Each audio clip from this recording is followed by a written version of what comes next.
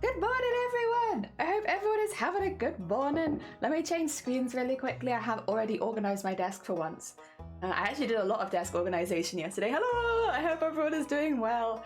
Yeah, I don't know why. I'm sure I'm not the only one here in the craft community. I got into a mood yesterday where I was like, I want to organize everything. I want to organize everything in my tiny little drawers and make everything really, really pretty and really, really neat. And so I've organized some of my drawers now, and I've color-coded my embroidery threads so that they're all in different drawers. So I have like dark yellow, then light orange, dark orange. All of my reds are together because I didn't have as many reds, and so on and so forth. And they're all in little drawers, and they all look really neat, and I love them. Definitas, good morning. I hope you're doing well. Cthulhu, good morning. I hope you're both doing well. Good morning. Yeah, I don't think I've done too much since you last saw me. I tried to take, well, I tried to take yesterday as a break day. I had a lot going on yesterday. I was busy. I was doing phone calls and getting stuff sorted. I do technically still have a couple to do now that the week has started, but they're like short little ones. Like, they're not lasting longer than an hour, so it should be okay. Keith, good morning as well. I hope you're doing well. I have been watching the Chroma Corps things. I've been watching all of the people entering their entries, and that's been really exciting. I've been... Oh, what else have I been doing? I have got a few new threads because I was running a bit low on a couple colors after the ones that I did, so that I can keep doing that. Whether I get in or not, I do kind of want to follow some of the prompts because I've never done a... You know, like Inktober style stuff where you do a prompt every day. I've never done it. Like, I've never. Like, I've started a couple times and I've never got past like day 2. I think probably partially that's to do with the medium I'm picking, where if it's not a medium that I really enjoy using, why would I do it every day of the month kind of thing? So I'm gonna try and do it. I don't know that I'll do every single prompt if I don't get in. If I get in, I'm aiming for win and I'm competitive, but if I don't get in, I will probably not do every single prompt just to save my budget a little bit. Because that's a thing with traditional art. You have to buy everything. I like, you know, when I use my threads, I then have to buy more and I have to buy more hoops. And yeah, so we'll see. We'll see on that. If I get in, I'll do it. If not, I will do some of them. I made a recipe for brownies that took 4 days. I need to remember, like, literally every kind of cake, chocolate. Oh, Felitas. Hell, that's fair. I like both. To be fair though, I am a give me food and I will smile kind of person. The only thing with sweet things is I can't have as much of them because I have like a mild sweet tooth, but not really. My body can't keep up with my sweet tooth either. Good morning, Anime. I hope you're doing well. I'm sure you've... Oh, and Sonny as well. I hope you've both been enjoying watching everyone enter. I was really happy that both of you are in there. I know people made changes and there's things people would prefer, but I'm still really happy. Oh dear. It tastes like every brownie lover would go crazy for this brownie. Then you need to give it to brownie lovers. You need to be like, I made these brownies and I like cake. Oh dear. I thought my critique was nice and then he scrolled on. I mean, to be fair, doesn't that just mean that there's nothing he would immediately improve about it? Just saying. Because I feel like Anime and I... Well, mine was that he didn't think that I'd made them in a day, and then I re-submitted to prove that I did. I think Anime, what was yours? Yours was proportion? I can't remember. We both had something. Mine was, nah. But the second one was really, let's be fair, they were both very nice. He's very nice about it. Dear me, doing good. Can't wait a day to go. Yeah, I think a lot of people are entering right now. Because whenever I look, there's another one. I know there was a lot at the beginning, but now it's like there's a lot of people getting their entries in, which makes sense because deadline is at 4 a.m. this morning. Oh dear. Good morning, Sleeves. I hope you're doing well. Welcome on in. Oh dear. Oh, you didn't find it interesting enough. I mean, I don't feel like that would be the case. You know, some will have more to comment on than others. Did you see, Sonny, did you see the sculpture that got entered? Someone entered a welded sculpture? Because ones like that are always going to be like, what? Because it's like, they do a stop motion of them building him. So like, not only are there pictures of the sculpture they made, they stop motion the building process. So he just grows. Like, what? So yeah, that was this is the thing, there's gonna be ones like that, and like that was on the same day that I entered, so I, you know, you see them spend a really long time on that entry, and I'm like, you know what though, I don't blame you, because I would also spend a lot of time on that entry like, what? What are you doing? It's amazing. Because I'm more productive now, I've designed a lot of quilts, which I fully intend to make, so I'm saving up. I found a place that does 20 $20 for 53, and they have 25 colors. Oh, you could make so many things, you could. Yeah, but what just was your feedback? Oh dear.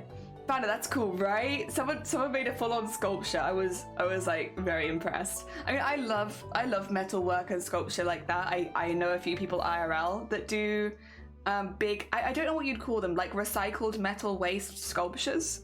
Like when you go to like a junkyard and you just pick up scraps of metal, and without altering them too much, you make a sculpture out of them. I know a few people that do that, weirdly.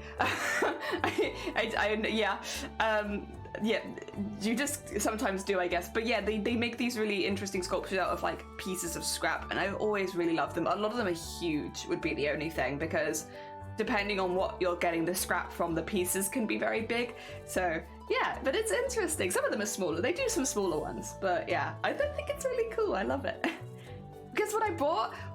Ooh, is it art themed? Can we have a hint? Can we have a hint? I request a hint, and I would like my hint to be: is it art themed, or sewing themed, or what else? Clothing, maybe. I don't know. Not sure. You'd have to give me a hint. Need to narrow it down a little bit. Dear. But yeah, I haven't watched the VOD from last night. I have been trying to watch the VODs of him going through the entries, because I like to see what other people are doing, and it's a good way of getting like, because, okay, I really don't know a lot about digital art, is what I have been learning this week, which I kind of knew already, to be honest. I am predominantly not a digital artist. I do cosplay and embroidery and stuff like that. While I do make VTubers, that is like all I do in digital art, and it's a little bit of a different process to everything else. So yeah, I am very much not in the know of digital art, and it's been really interesting hearing about critiques and things they change, and like the bits that they like, because to me, it all looks fantastic. As someone who doesn't do that art myself, I think it's difficult to critique things as well when you don't know how they've done it in the first place. And so yeah, when I've been watching all the digital art, because it predominantly is digital art entering Chroma, which makes sense. But when I've been watching it, it's been really interesting to see all of the critique he does give, and like the things that he highlights that he really likes. Because again, like, I don't know, when they say something's rendered well, what does that mean? I don't know. I have no idea. It's technical stuff, very cool. Wait, it's a PC? Oh my god, you're getting a PC! Yes! Hell yeah, that's fair. Are you getting the parts for it and you're building it yourself? Or are you getting a pre-build? Sorry, my chair sunk a little bit. Oh, very exciting. That means you could do so much more. Ooh. Hell yeah, I know a few people getting PCs this summer. Hell yeah, it is the season for getting a new PC. Oh, might build it Thursday. Ooh, hell yeah, why not? Why not? Yeah, I need to watch tonight's VOD so I can see Sonny show up. And then I don't really know how it happens after this. Because I think he's been very purposefully secretive, right? Where he's not said if he has other judges, and if he does, who they are, and all that kind of stuff. And I would really like to watch the stream where that being said, when me and Sonny were doing a watch along of last year's recap, right? And when they were picking the entrance, I was getting nervous, and this all happened a year ago, and I wasn't even involved at that point. But like, they go for it so quickly, and they're just like, oh yeah, I want this person, and it's like, it's too quick. I can't handle it. Where's the build-up?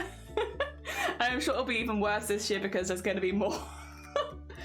Oh dear. Because most people are coming over today, so I'm looking at the garage again to flesh out what needs doing, and this is actually happening. Yay! Oh my god, everyone's got so many fun projects happening this summer then. Very nice. Lol. Yeah, I was getting mildly stressed out for the people. in which I'd never seen their art of before, and I was completely new, and I was still getting nervous for them. I will say there are some people that I've had my eye on that I'm like, I would love to see them get in.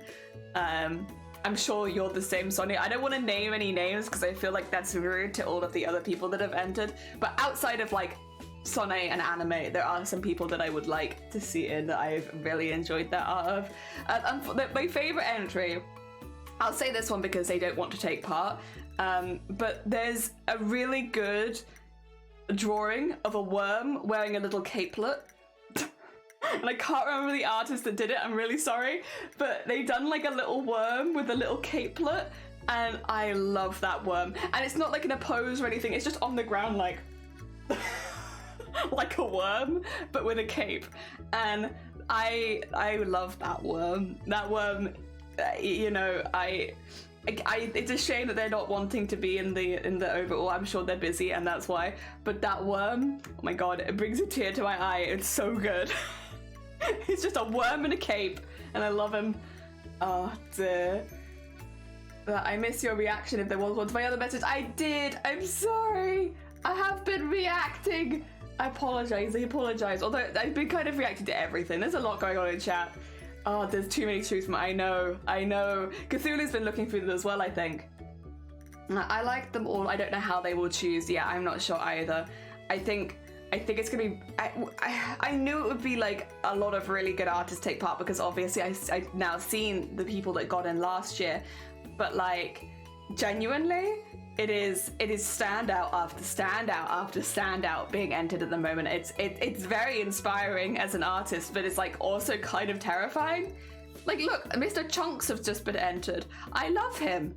He's great. Squire Humming? That's fantastic. Look at his little nose. He's got the nose drip. Oh my god, it was so cute. Oh dear. I need that during my life, Jenny. I know. I need it in my life as well. But they're not entering. They made a cadet, but they're not looking to actually enter the competition. So maybe they'll do some drawings of him over the month, but they're not going to be doing the daily ones probably, or they might. Maybe they will. Who knows? It's all good. The competition is very exciting. I have been enjoying watching it so much. So much. I need to watch, after stream today, I'll watch the VOD from last night. And yeah, because I've been getting up really early, I don't know if I've mentioned this, for some reason my body clock got screwed at some point last week, and I started waking up at 5 in the morning wanting to eat. And I don't know why. Oh, Felitus! Well, you didn't have to do that. That's very kind of you. Thank you so much for the 50 bits. Heck, that's very sweet. And Scott, good morning. Thank you for Egg Smash. Thank you. Oh dear. Yeah, I've been waking up at 5 in the morning like ravenously hungry. And I'm not sure why. I've been eating plenty, I promise. I've been eating at night and stuff like that. I don't know what's been happening, but I've been having to get up at 5 in the morning and eat something because my stomach is growling so much. So because of that, my schedule's been a bit off. So I've been watching the streams before going live myself because for some reason I'm up 4 hours before I should be. Oh my god, Jenny the one looking for food. Yeah, it was literally like waking up at 5 a.m. and being like, I'm starving. I must eat right now. Oh dear.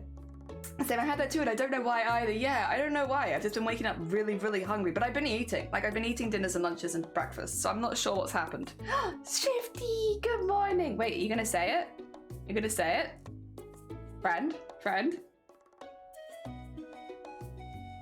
Eh? I don't know. He's thinking about it. They're thinking about it. They're having a hard thing. Scammed. I am, in fact, a well-known scam artist.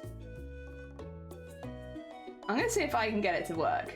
Maybe he just doesn't like Shifty. Maybe he likes me. Hey, you like me, right? Can you honk? Can you honk for me? Go on. Oh, let's chat, by the way. You guys are invisible right now. Where have you gone? There you are. Honk. Honk. Honk. Okay, he just loves me. He doesn't love you. He loves me. Good morning, Shifty. I hope you're doing well. Welcome on in. Feeling the opposite about love about TTS. Yeah, it'd be like that sometimes. Shifty, have you been watching the entries as they come in for Chroma? There have been some very fun ones. Well, you might have been a bit busy, I guess, because you have just come back from holiday. Still trying to wake up? Yeah, he's waking up. I've actually slept normally today. Oh, yeah, maybe it's the punctuation. Good point, good point. Go on, you've got this. You like, he's only going to respond to me today. There you go. Good morning, chat. Good morning, chat. Well done, Sonny. You cracked the code. It was probably the exclamation mark. He doesn't like those very much. Oh dear. Thank you, Sonny. Thank you, Sonny. Sonny cracking the codes. Oh dear. But yeah, it's been good. I've been really enjoying it. It's been very inspiring, honestly. It's been nice as well because I'll be honest, I've not been in the general chat and stuff that much because it goes very quickly. But every now and again you see someone talking about their art and talking about other people's art, and it's really wholesome and nice. And I like that. It's also not always wholesome and nice over there, but there's lots of times where it has been really wholesome and nice. I kind of failed on submitting anything. I mean, deadline's tonight. But fair. It wasn't a good time for you. You were literally out of the country when you found out it was a thing. But technically, deadline is not till 4 a.m. for us tomorrow. So, I am not that I'm suggesting that you stay up till 4 a.m., but that is when it would need to be in by. I thought it was last night. Nah. You can actually see, Shifty, if you go to the info and questions place, there is actually a comment that puts it in your time zone when the deadline is. So for us, it is July 18th, 2023 at 4:59 a.m. So actually it's at 5 a.m. and then it says in 20 hours. So you have 20 hours. Yeah, it's really useful. There's like whatever you see that's in your time zone, because yes, it's closed at midnight tonight in America, but because we are ahead or behind for us, it's like technically 5 a.m. Oh dear. It's good. I think it's been like the most commonly asked question. Like when I've been looking at it, it's like, when is deadline? When can I see deadline? Can I see deadline in my time zone? It's like, yeah, I've got it. You just have to look. Oh dear. It was just me being a panicked bean. Yeah, it's only being a panicked bean. But honestly, understandable. I will say, I don't think I mentioned this. A bit embarrassing. When I entered first initially a few days ago, I actually, before I could enter, I had to go take a break because my heart was beating so fast. I thought I was going to actually make myself faint. And I was getting so stressed out about it that I had to actually because I'd finished, I was ready. I'd made my submission several hours before I ended up submitting. But because I stressed myself out about it so much, I couldn't submit. I had to leave and come back because I was like, I am going to make myself faint. Because my heart's like this. Oh my god. Love it. I hated it, actually. It was horrible. It wasn't so bad the second time. Resubmitting was a bit better. But I kind of thought I would be... There was like again, it's the feeling of like, it's not necessarily reality, but I thought I'd get ripped to shreds when I entered, and I was kind of just waiting for people to absolutely destroy me because I wasn't submitting the same kind of art as everyone else, and I thought, well, that's like, and it's not even like it's specifically traditional, it's embroidery, this is very different. And so I was getting ready for people to just be like, the heck is this? Disgusting, this isn't what we like to see, this isn't art. And I was like, so I had to take a break. I was gonna faint. This was before I'd even entered. The second time wasn't nearly as bad. I think because at that point I realised the community was quite pretty supportive, even if it wasn't an art they were familiar with. No one was being horrible. But yes. Oh dear. Jalay Hawker! Good morning! I hope you're doing great. Well, who named who this? Who is this? Please let it. I think I have a sneaky suspicion, but you're welcome to say. I've seen you guys, yeah. If people come in and I'm like, literally go to info and questions, it's right there. Because people are coming in and be like, when's the deadline? It actually says in general chat when the deadline is at the top, but it does say in the American time zone. So I've been directing people to info and questions where it says it in your time zone, because I do think that's a bit easier. It is Hawk, hell yes. Ah, dear. How are you doing? Are you enjoying the new name? It looks fabulous. Very nice. A Hawkalypse. I was stressing out this morning when I saw people had posted in the D&D one shots post. Oh god. Yeah, there are times whenever somebody asks me on Discord, I'm like, what have I done? Why do you need to resubmit it? Because I made an extra hoop. So Discord, when you submit pictures, you can add a link to more pictures if you want to change it, but you can't put another picture there. So for when people are going through it, it won't be very visible. The best way is just to redo the post and add the extra pictures you want to attach. So I did an extra hoop after I submitted. Because I got some feedback from the community that was really, really good. And they were like, you know, if you're doing embroidery, my only recommendation would be to maybe do some stuff which is more embroidery focused. Like, not that it's like more, make it really obvious that it's embroidery, because that's like that other people can't do. So it was honestly really good advice, because I'd been trying really hard to fit in with everyone else in the way that everyone else had submitted. And they were like, yeah, no, it's really cool. Maybe rejig the way that you've submitted it so it's more obvious that it's embroidery. And so I added an extra one because, you know, it's a bit difficult to alter embroidery that you've already done, but I could make a new one. So I made a new one and then I resubmitted. Ah dear. I've started to take part in weekly prompts on Mastodon, which is primarily for digital artists, and I've been making quilt bots and the guy running it loves it. Oh, hell yeah. Oh, I'm so proud of the pun. It's a good name. Sometimes you gotta take the plunge. Yeah, rip the plaster off, but not if you're wearing an actual plaster. It's just a vigorous speech. Yeah, don't leave it on. Leave it on. No blood on stream. Very TOS. You really like the 3D effect of the fourth one for the smoke. Yeah, I mean, I have them all hidden under my desk right now because I desperately don't want to spill stuff on them. And like, not while I'm live on stream. It's honestly when I'm not live on stream. But yeah, I'm just a bit annoyed because it doesn't show the true color of it on camera. Do you see how like there's two different colors in the leaves? I can't get my phone camera to show that. So they all look like they're the same color, but I live with it. Yeah, I'm glad that he liked it. It was fun to do. Honestly, the smoke effect is very easy to add as well, so it wasn't too bad. The worst bit was trying to work with all the wires on the back, because every now and again be like, ow, ow, ow. Oh dear. But yeah, we got 3. And I want to rehoop this one. This one is currently in a 6.5 inch. I want to take it down to a 5 inch, maybe like a 5.5 inch hoop, just so that you don't see the edge, and then I can pop it backwards and get that one done. So I do want to rehoop this one. This one is going to have to stay in this one. I'm going to buy a hoop frame, and then I'm going to get a proper plasterboard for that. So I have plans. Put them this way around. There's an order for these. And they're going back under the desk. Hidden away. No one will know. Oh dear. But yeah, no, I've had a good time taking part. I will try and do, I don't think, if I get in, I'll do all of the dailies because I'm a very competitive minded person.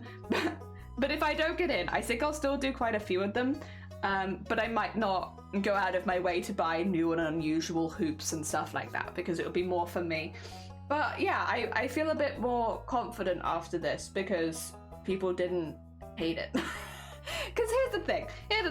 I mean, I'm not a mean way at all, but I feel like when you share something with a community that already supports you, like there might be some positive criticism and feedback, but for the most part, everything is just that. It's very positive because the community knows you and you know them, and I don't know exactly how to explain it, but when you share things with the community, you don't tend to get people hating your work because they already know you.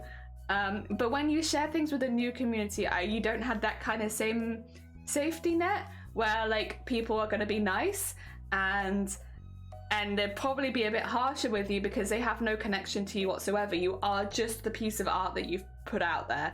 But then people were really nice, and it does make me feel a bit more confident because yeah, like it was really nice. And so I feel a little like, regardless of what happens after this, whether I get in or not, or whether I do all the prompts or not, I do feel like a lot more confident about it, which is nice. Just that people don't hate it. I'm used to expecting like strangers to just hate my art because it's a bit different, and yeah. So I'm really happy. I got something positive out of this. Ah, dear, you need an unbiased. Yeah, unbiased is the right way of putting it. Like someone who is unbiased. Ah, dear. Because yeah, you maybe no cry. It's good stuff. I'm very happy. It's difficult to believe that you're a great artist sometimes, though. I don't know how to explain it, because Because Shifty, if you came out of the woodwork and was like, you're a shit artist, I'd be like, we've been friends for 8 years. What are you doing? I'd be like, oh my god. Like, I just wouldn't expect it if that made sense. But hearing it from complete strangers who have no connection, nothing personal between us, nothing to gain by liking my art, it makes me feel like a lot better about it. Yeah. Ah, dear. I'm so happy to have this positive. Yeah, honestly, it really has. Like, I've been doing art like this for a while. I don't know if you guys remember, because this would have been about 2 years ago now. I had been making some embroidered art on stream. We did like Vivi, I did like a little penguin and stuff like that. Like, I was practicing with doing embroidered art, and I have been continually doing it since then. It's been 2 years of just doing that off stream. But there's the thing, is I don't do it on stream because I am very anxious about it. It feels like it's very personal, and like if people hated it, I don't know what I would do. So that's why when we came into this project, I was very confident with it, even though it's not something that you've ever seen me really do on stream. It's because I've been doing it off stream a lot, like for a long time now. So yeah, it's why I was very confidently going for it, because I've been doing it. But it was nice to share it with this community as well, that this is something that I've been doing behind the scenes for a while now. But also, yeah, it was nice to have such a positive reaction from everyone else. I will say, there does seem to be a bit of a... everyone's a bit surprised. I think it's the same with any art, right? Like, I'm sure Shifty can agree with me here. When you watch Sonne draw a base for a body, and they do it in like 30 seconds, that's insanely impressive to me. And I think I've heard you talk about it as well, which is why I'm singling you out, Shifty, I'm sorry. But when like you and Sonne are doing art together, and Sonne is literally, you look away for a second, come back, and there's a full body there, it's very, very impressive. And that's something that I can't do digitally or physically. But that's also something that I guess I've not practiced a lot. With embroidery, it's just the same. Like, a lot of people are like, there's no way you could do that in a day. And it's like, literally, just practice a bit. Like, I don't mean that in a rude way, but like with any art form, if you practice a bit, you'll get really quick at it. You'd be surprised. The more that you do, the quicker that you get. I don't lie about art, but I always stay positive. I talk about the things people did well. I am the same, because I don't see myself as like an artist specifically, I don't feel like I'm in a position to at any point judge other people's art.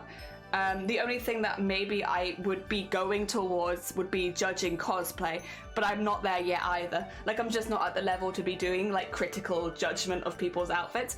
So what I'll normally do is pick out the bits that I really like, and normally there's quite a few, so I'll just highlight one or two rather than all of them. But like, I'll pick out a few areas of the art or the cosplay or the outfit that I really, really like. Yeah. Oh dear. People drawing characters in hours is impossible to me. Yeah, I really struggle with that as well. I've been doing this for 6 years, almost every day. Yeah, so like the fact that you can just draw a person like that, to people like me, that's very, very impressive.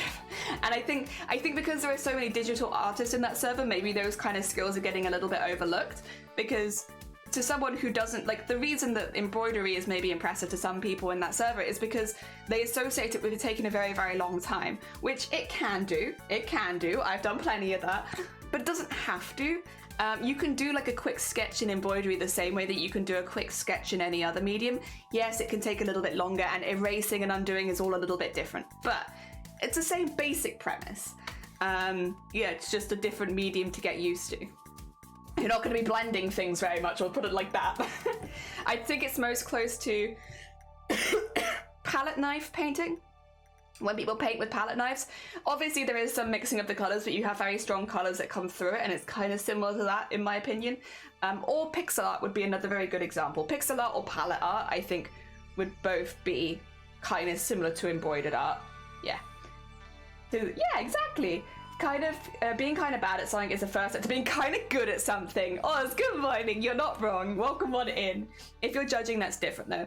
Yeah, but I mean, I guess what I mean is I wouldn't be able to give a lot of critical insight to a lot of stuff. So like, you know what Cynics is doing to people each evening. They're going through and giving some critical feedback. Not as much as they did the first night, because they are getting more and more entries. So it's harder to get through all of them in a night now. Excuse me, but like, especially initially, they were going through a lot of them and giving some critical feedback to every single one. I wouldn't feel like I have the skills to do that. Maybe in embroidery I could, to an extent, And that's about it. In cosplay, I'm pretty good at pattern making.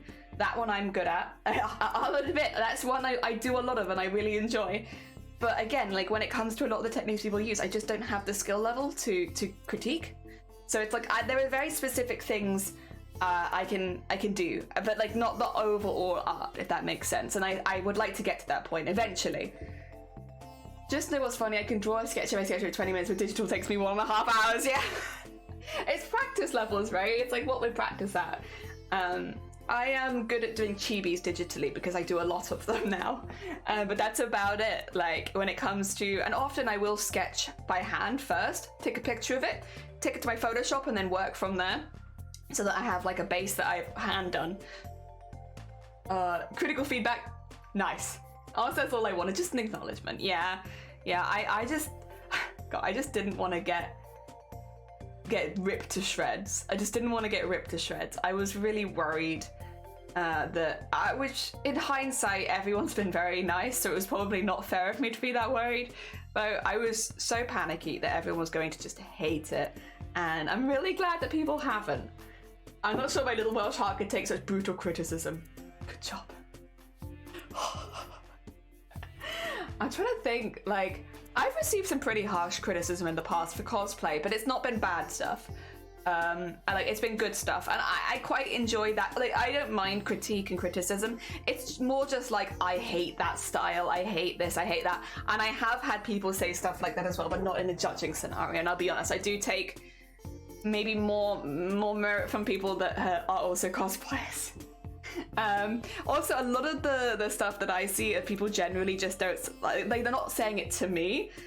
It's just comments you see on Twitter. Like I remember laughing about this with a couple other cosplayers at one point because we all fell under the bracket of people saying they hate over-designed, sparkly textured costumes with which is literally like, it's not even that you're trying to be accurate, you're just trying to add as much decoration as possible. And I was just there like, it's me. It's me. Here's one tiny strip of my costume. That's me.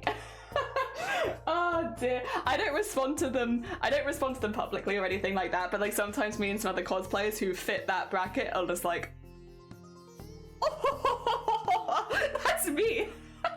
Oh dear. 150 plus reactions. Yeah, I've been very, very blessed. Everyone's been very kind to me. Arden, you're doing such a great job. Thank you. I've been evilly cackling for years because a lot of people, I get where it comes from. I was talking to, I think it was Amazonia about this, and they were explaining why people have this opinion, and I kind of get it. So sometimes, and this is maybe like less of a trend now than it was, but there was like a whole trend of people doing costumes that looked overcomplicated as hell. So the design of the costume was really, really complicated. And then they do a very rushed job of it. So from a distance, they looked insanely complicated. But as soon as you got up close in judging, it was very messy. It was very unfinished. It was very, you've brought everything rather than like making any of these parts yourself. Nothing quite matches because they've focused on adding too many details and not of the detailing of those details, not of the neatness of the details. So there was like a period of time where doing those incredibly over-detailed costumes meant that the quality was not there. And this is, by the way, not talking about people just having fun at cosplay. This is talking about people who are going and trying to compete internationally would be doing that. And so as soon as they'd come into judging, everyone would be like, if you'd have made these properly, it would have been fantastic. But because you didn't, it's difficult to judge. Like, it's a cool concept, but it's not there, you know? If you have the skills to overcrowded decorated design in my painting, I would, but sadly I don't have the skill yet. Maybe you do have the skill, but maybe you don't. But yet, why not? We love overcrowded. Also, Luna, good morning. I hope you're doing well. We even had Sunmika right now. Yeah, it's like, let me just over decorate. I mean, I love over decoration. Everyone knows this. I'm also a massive fan of gold, so I put gold on all of my costumes. I love over decorated and sparkly fancy stuff. Like kitschy cosplay. That's what I like. Like, it's so over dramatic and sparkly. It's like kitsch. I like that. That's what I enjoy. And I get that it's not going to be to everyone's taste, and that's fine. But I do try to make that. I do try to make it neat and detailed in not in a, like, I try to match things, make things neat. If I need to make my own biases, I will, just to make everything match. So it's very over-designed, but I love it. I love it. It's what I love. Oh dear. Over-decorating who? I only know Jelly. Hell yeah. Busy versus embellished. Yeah. I think busy is, I do like that. What most people would call busy, I do quite like that. But I do try and minimize that on my own costumes because I know I like it, but other people might not. Oh dear. Puts beads everywhere I can. Yeah. And sequins and sparklies. Oh dear, yeah. I do busy, but I have a good time, and that's what matters. It's a hobby. I'm having a good time. You don't like gold and sparkly cosplay? Here is a trash bin for your opinion. The bin is also gold and glittery shift in 96 mile. I would love to have a gold sparkly bin. I mean, I do have gold sparkly paint, like Plastico, and my bin is plastic. I could probably do that. I could probably do that. I could probably have a gold sparkly bin. New project, gold sparkly bin. I really would like a... Well, no, but the thing is... So I have a bit I'm not using in this room because it's quite big, but eventually I will use it in the craft room. It's actually a laundry divider bin, but it's like plastics. So I'm gonna use it as a bin just so that when I'm upstairs I can sort my recycling while I'm there. I don't recycle a whole lot from here, unfortunately, because they don't take fabric scraps and stuff like that yet. But it'd be nice to at least kind of do that rather than just having the recycling stuff on my desk. Oh dear. Lingerie? No lingerie. No, not right now. At the time and the place. What if I made like a character themed bra for my Chroma Core entry? What if? Oh my god. My Glenn Barrow's lingerie. When the light hits it, it'll go off like a glitter. Oh my god, that'd be so fun. I'm gonna have 6 lights in the craft room as well. We have the fittings for 6 lights. It's gonna be very fun. Oh my god, do it. My bin for paper is actually silver and there's moon and star. Oh my god, I love that Elven. That is an aesthetic hacking bin. I love it. Glenn Barrett's dystopian lingerie. I'm gonna wait for the prompt where I can fit that in. Like, I'm sure there'll be a prompt where at some point I can twist it into a bra, and I have the stuff to make it. I'll just wait for the prompt where it lets me make a bra. Perfect for Boobtober. Speaking of Boobtober, I did mention this last stream, but I'll mention it again now. Yes, Boobtober is happening. Yes, we are planning a really, really big event for it. No, you can't come in yet. We need to have the sign-up forms and a few other things sorted. Well, sign-up forms we technically have sorted, but we have to get some other stuff behind the scenes sorted before we can open it to the public. We are planning to open for sign-ups next month, if everything goes well. But we have quite an intense plan for this year, so we'll see how it goes. Fingers crossed. It will probably be the biggest year yet, but I'm very excited for it. Yes, that's for next month. We are planning that though, to open the submissions, and then yeah, we're trying to make it more. Actually, I don't want to spoil it. You know what? I'm not going to spoil it. No spoiling. We're not going to do it. Absolutely. Good morning. I hope you're well. Times are tough here in Illinois. Oh, God bless you. I hope you're doing okay. Please take care of yourself. If you need to pop out and do anything, you're good. But good morning. I hope you're doing well. Welcome from Wales. I hope you are good. What is Boobtober generally? So October is Breast Cancer Awareness Month. I have a long history as a breast cancer fitter. I did that for about 5 years. Well, not just for breast cancer, but for other surgeries as well. But breast cancer was by far the most people I saw, where I would fit people for their recovery bras after mastectomies, reconstruction, all of that kind of stuff. That was my job. We'd go to hospitals and do it. They'd come to us and we'd have it done. Regardless, I did a lot of post-surgery fittings and pre-surgery fittings for some people as well. So I have a long, long history with breast cancer awareness and all of that kind of stuff. During the pandemic, we were not able to do any breast cancer awareness, events. We'd normally do like fashion shows, like all these free fittings, everything free, like lots of talking about VAT returns, because if you've had breast cancer, you can get a VAT return on your bras, all that kind of stuff. And we taught people through it so that make sure they were getting all the benefits they could get. as soon as the pandemic hit, a lot of those people are immunocompromised. A lot of those people are immunosuppressed. We could not do those meetups. It just would be so unsafe because all it would take is for one person to have COVID and they could kill everyone there. Like it was not even close. You do not heck around with people who are immunocompromised or immunosuppressed, and especially not with stuff like COVID. So we would normally do all these massive events throughout October for these women, and we couldn't do it anymore because it wasn't safe. And so I decided, because I was the initial starter of it, well, if we can't do it in person, I want to do it online. And the first year we had 25 streamers take part, I think it was, and we all raised money for breast cancer awareness. We had like a big event, so everyone's raising towards the same goal with the same charity. The charity is BCRF because this is a worldwide organization helping in the research and supporting people with breast cancer. It is very, very useful. We have people taking all different angles. We encourage everyone to take part, whoever you are, because breast cancer is something that affects everyone. It doesn't matter about your gender. Men get breast cancer too. It doesn't matter about your age. The youngest person I saw who'd been fighting breast cancer was 20.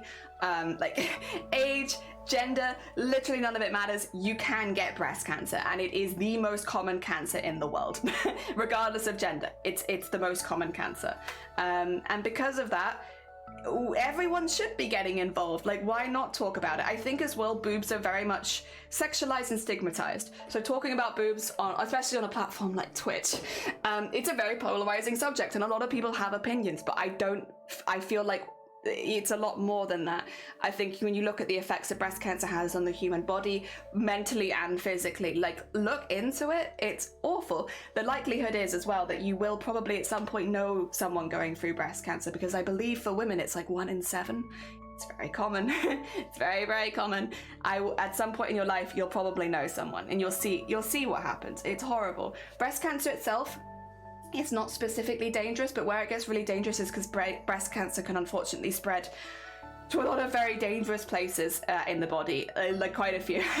So if you can catch it early, and a lot of what we talk about is like, even if you're not raising money, raise awareness, talk about the checks, talk about what you do, talk about how often you should check, talk about mammograms, all that kind of stuff. Again, it doesn't matter your gender. If you're a bloke, it's also important to know what the signs of breast cancer are, because if you're not going to the doctors quickly, that could spread to your brain, and then you're stuck with brain cancer as well as breast cancer. So it's very, very important that you know what to look for. It's not just lumps. Lumps are the most common first symptom that people see, but there are so many other symptoms as well that can be your first indicator that you may have a cancerous tumor. And yes, it's important. It's important to spread awareness as well as raising money, and that's you can probably tell I'm very passionate about it. I have had many women crying talk to me, like talking about how awful that it has been, talking about how they hate their body post chemo, because as well the treatments often cause your body to change massively. There's lots of radiotherapy that can leave you massive scarring over your body, and again, it comes back to boobs are seen very sexually in the media. What if you don't have them? What if you've had your nipples removed? What if you only have one breast now? It's about getting people to look at these bodies and not just see them as a source of pity and stuff like that. Those are still very powerful women. And also knowing what your options are if you do have breast cancer. That's important too. I'm sure the doctor will go through medical options, but long term, what do you want? What would you like? What do you want your body to look like? To get it all out there. I think, again, there's a lot of stigma when it comes to talking about boobs, talking about breasts, men and women. It can be very scary going to the doctor with a lump. I've had to do it 3 times, and it's been different things every time. And yeah, it's scary. But talking about the process of what it's like going through it, it's hopefully will mean that somebody else who's also got a lump goes straight away, because literally go. Like, if you found a lump and it's getting bigger or it's not going away, like, go. Go get it checked.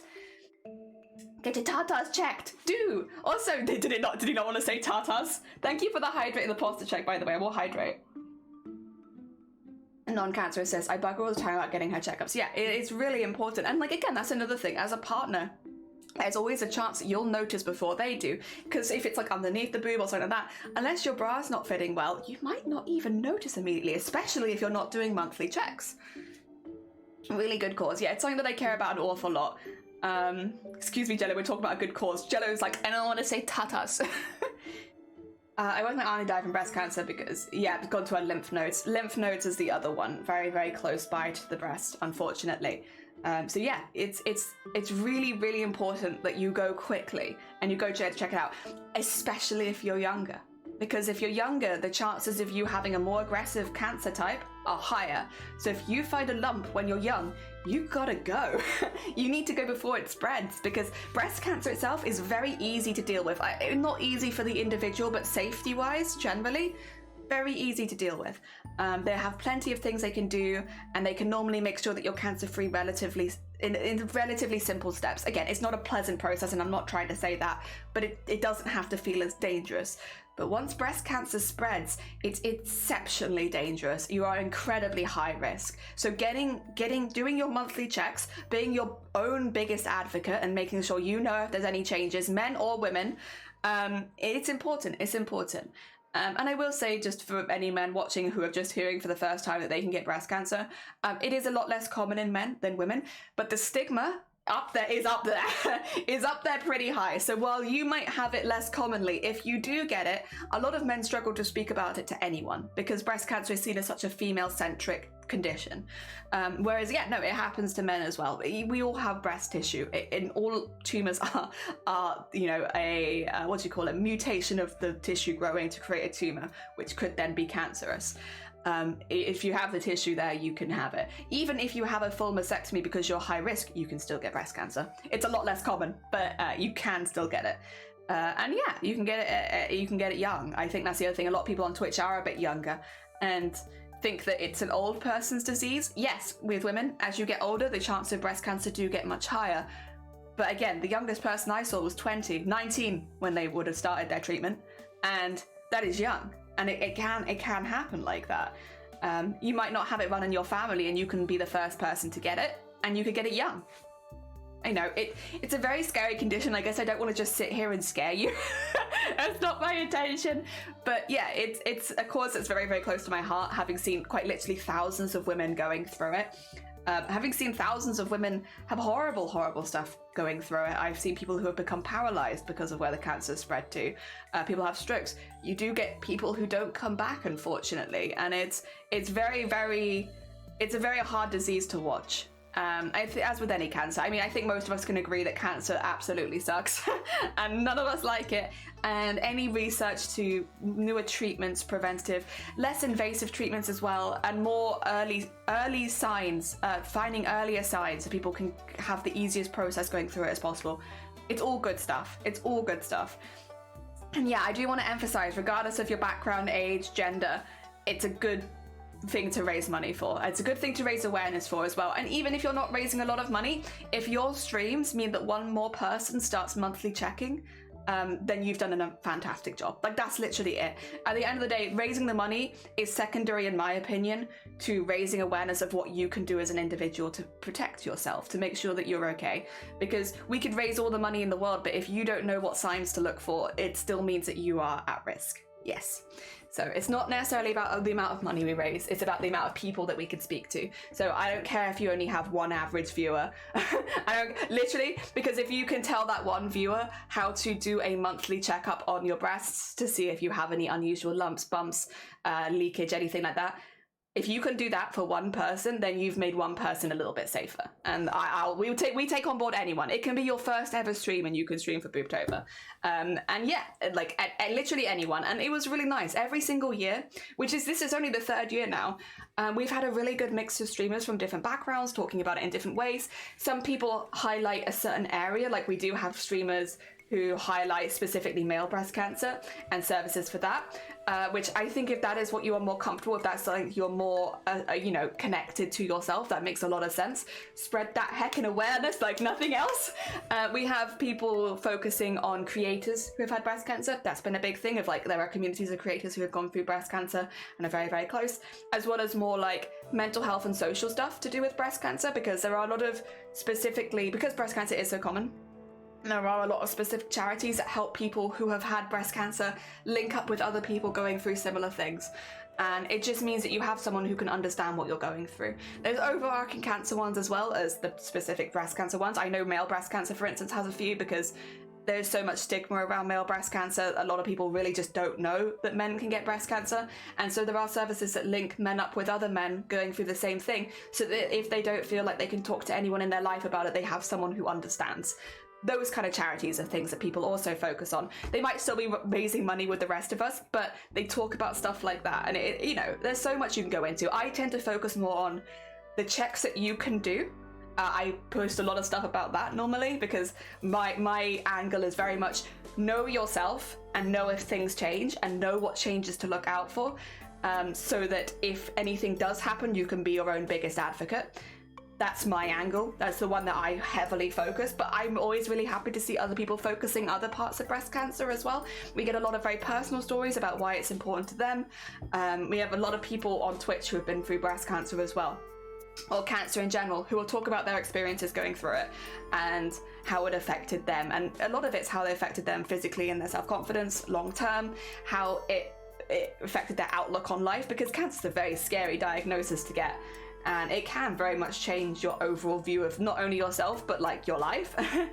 So yeah, it's a really lovely event. It does tackle quite a lot of really hard topics. Cancer is not a fun topic for a lot of us. I think most of us have at least one experience, or you will at some point have one experience with cancer, which definitely does stick with you. But yeah, it's really good. That's what Boobtober is. That's what Boobtober is. It is a month-long event, but a lot of again, I don't want to spoil too much about what we're doing this year. There are some condensed events within Boobtober, which we will be doing, which are a bit more smaller, and so you can raise money anytime. Then again, listen, if you want to raise money for breast cancer awareness, you could do it at any time during the year, and I will cheer you on. Oh dear. I hope that's a pretty good explanation of what it is. It is an event that I initially started running a couple years ago because we couldn't do on-person events anymore, and I still wanted to do more fundraising and, again, spreading the information. But it has since grown from there that we have a full team of people doing Boobtober this year. We got four of us, and coordinating different things happening throughout the month. So it grows in volume every year, and it's very exciting. I'm very happy about it. Dear Heavenly, good morning. I hope you're doing well. Welcome on in. We will do some work this morning. What's it been? It's nearly been an hour. To be fair, we talked about when are you opening? Next month. And don't worry, I will be atting you on every single social. I am reaching out to a lot of people individually. You will know. You will know. When we've opened Boobtober, it is going to be everywhere. I will probably actually have it as a banner on the top of my screen at all times as well. So even if you miss every single on all of my socials, you come into one of my streams and you'll see it. So when it's open, you'll know. But the plan is currently, at least from what I am doing within Boobtober, because like I said, we might be doing some specific events and stuff like that, but the plan is for what I am doing that it will be announced next month, because it does require a little bit of planning in advance and some coordination and stuff. So yes, mine will be next month. There are some other things happening throughout the month, but I don't want to spoil anyone else's events. So we got some cool stuff happening. I'm very excited. Do you want to change screens so that I actually maybe do some work? Because I could have been doing this the whole time, but instead I decided I was going to talk with my hands and do zero work. Ah dear. And again, we are open for anyone and everyone. The other thing is, I want to be very clear, that we have had people before who have not wanted to fundraise because there's like some money stuff or different country stuff.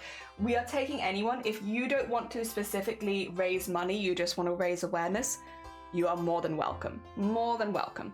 It is, I remember the first year, I don't think it happened last year, but the first year we had some people, either because of the age of the streamer or because of the country they lived in, that fundraising was a bit iffy. And I don't want anyone to feel excluded. If you don't want to raise money, but you want to talk about Boobtober and you still want to be involved in the event, you are very valid and you are still more than welcome. Yes. But again, that does come down to my preferences a little bit in being like, I think that awareness is even more important than fundraising, and fundraising is a nice side event. Oh dear. Have I done the redeems? I did do the hydrate and I did do the posture check, but my posture check was just to sit a little higher. I still had my legs up on the desk, I'm sorry. Oh dear. Yee hearts. I'm very excited for it, but yeah, I'm trying very hard not to spoil too much because I would like I would like it to be a bit of a surprise. And I definitely don't want to spoil anyone else's stuff either, because that definitely needs to be a surprise. But I think people will really like it. I'm excited. I have actually taken a lot of feedback from people. I've been asking some other streamers some questions about things they'd want to see, things they want to do, like stuff, and we've kind of modified the event a little bit to work better as a streamer event, I think. I'm very excited. I'm very excited. I have been working on this for several months already. I have been a very busy bean. And yes, I big thank you to everyone. Again, I mentioned this last time. A lot of people have reached out behind the scenes to ask if it's going on this year. Thank you so much. I do appreciate it. It definitely, having so many people be like, I want to take part in this again. I want to do this. I want to do this. It was really encouraging to see that people were excited to come back and that people had a good experience last time. So yes, thank you. Thank you if you did reach out. I do appreciate it. I'm sorry that I couldn't give you the answer right then and there because we were still working on a few bits and bobs, but yes, it is happening. It's just secret right now. I can't wait to see you. I can't wait to share it. I'm working, so I'll watch replay if you keep the VOD. Oh, bless you. Yeah, I actually, a funny story about the VOD. I've actually had to re-upload a VOD on YouTube recently, and it's the one where we played Horrible Histories because, and this is the first time this has happened this intensely. They actually blocked my entire 6.5 hour VOD and refused to let me mute the audio. I've never had such an intense strike on YouTube. It was quite funny, honestly. I don't earn money off the YouTube VODs. I just put them there as like, honestly, more for me than anything else because it's a nice compilation of the work that we've done. But yeah, I was uploading the VODs, but in one of them we watched a Horrible History song and they decimated that VOD. They were whoa.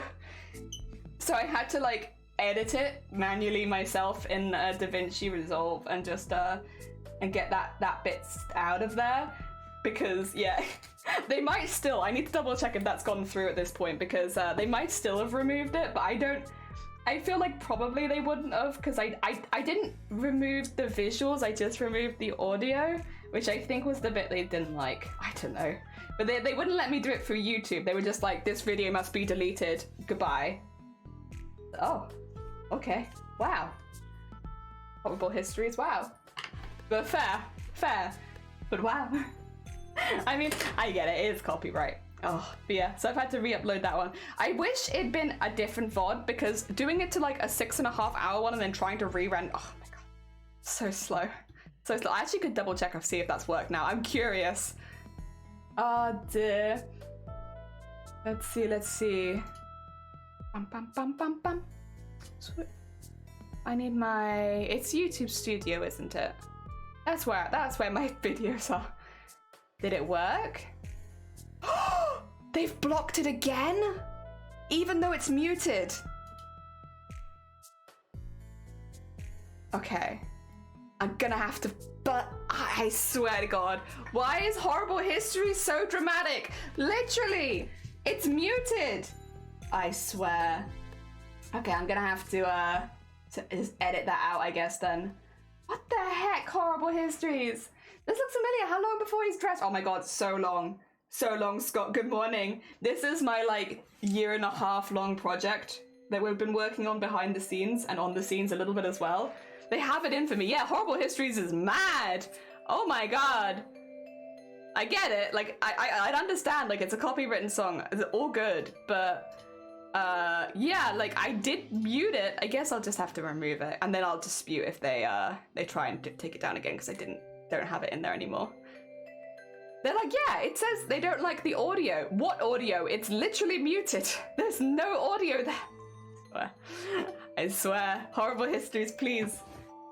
This is not a good look. Oh, dear. Yeah, this particular costume, I was planning on having it take a while. I was gonna see if I could get it done before Christmas, but now that I might be taking part in like doing the Washout Alley Chroma, I'm like, man, I might not have the time. So we'll see. Good morning, Danny. I hope you're doing all right. We have been not super productive this morning. I had like a nearly hour-long intro of just chatting by accident. It's one of those mornings. You know, sometimes you do just have a lot to talk about, right? I must have cached it. Maybe. I'm gonna. It's weird though, because once again, I don't make any money off my VODs. So like to have it this heavily and intensely blocked is like quite intense. I'll remove the video and then I'll dispute if they just automatically do it again, because like, nah. I want them visible though, because I want people to see them, because it's a really interesting VOD. It's the one where we do the embroidery of the old man, of Glenn specifically, but like the old man embroidery. I want people to be able to see that. Oh dear, do you ever feel like a plastic bag drifting through the wind, wanting to start again? Sometimes. No, we know there was sound there. You can't tell us it wasn't. I removed it. I guess I'll just have to cut the whole thing out. Oh dear. Give it a different name? Yeah, I might do that as well, Scott. I'll like name the stream a little differently. I'll do like Glenn Barrow's Chroma Core entry, portrait. There you go. I'll like name it something like that. Mayo, good morning. I hope you're doing well. Welcome on in. We have been less than productive this morning, but I've been having a good time, you know? A good time. Did you upload the right VOD? Yeah, that's not an issue. I named it correctly so that I know I uploaded the right one. The other thing is I can physically see that it has no audio.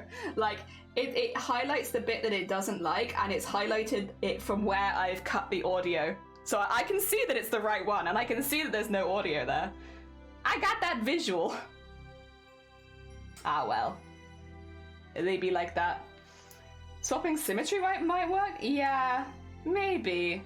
Again, if they do it again, I will dispute it and just say, like, you're wrong. There's nothing there.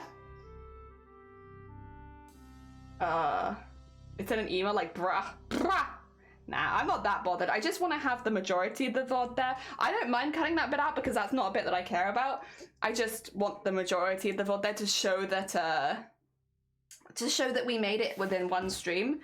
Because I think there has been a little... I just don't want people to think that I made this like 10 months ago and I'm entering it because like... Which is fine, but like I could definitely do daily prompts, and I want people to know that I could do daily prompts because I kind of want to get in, and I don't want to be dismissed because people think I can't do the daily prompts. Okay, I'm a very quick embroiderer, I promise. I make all of them within a day. I'm speedy. Oh, except to be fair, technically the old man one, but the only reason I wasn't made within a day was because I got excited and I wanted to start it the evening before. It wasn't because I couldn't. I was just excited. How are you, Mayo? I'm good. Not productive, but good. I need to watch the VOD from last night. Go.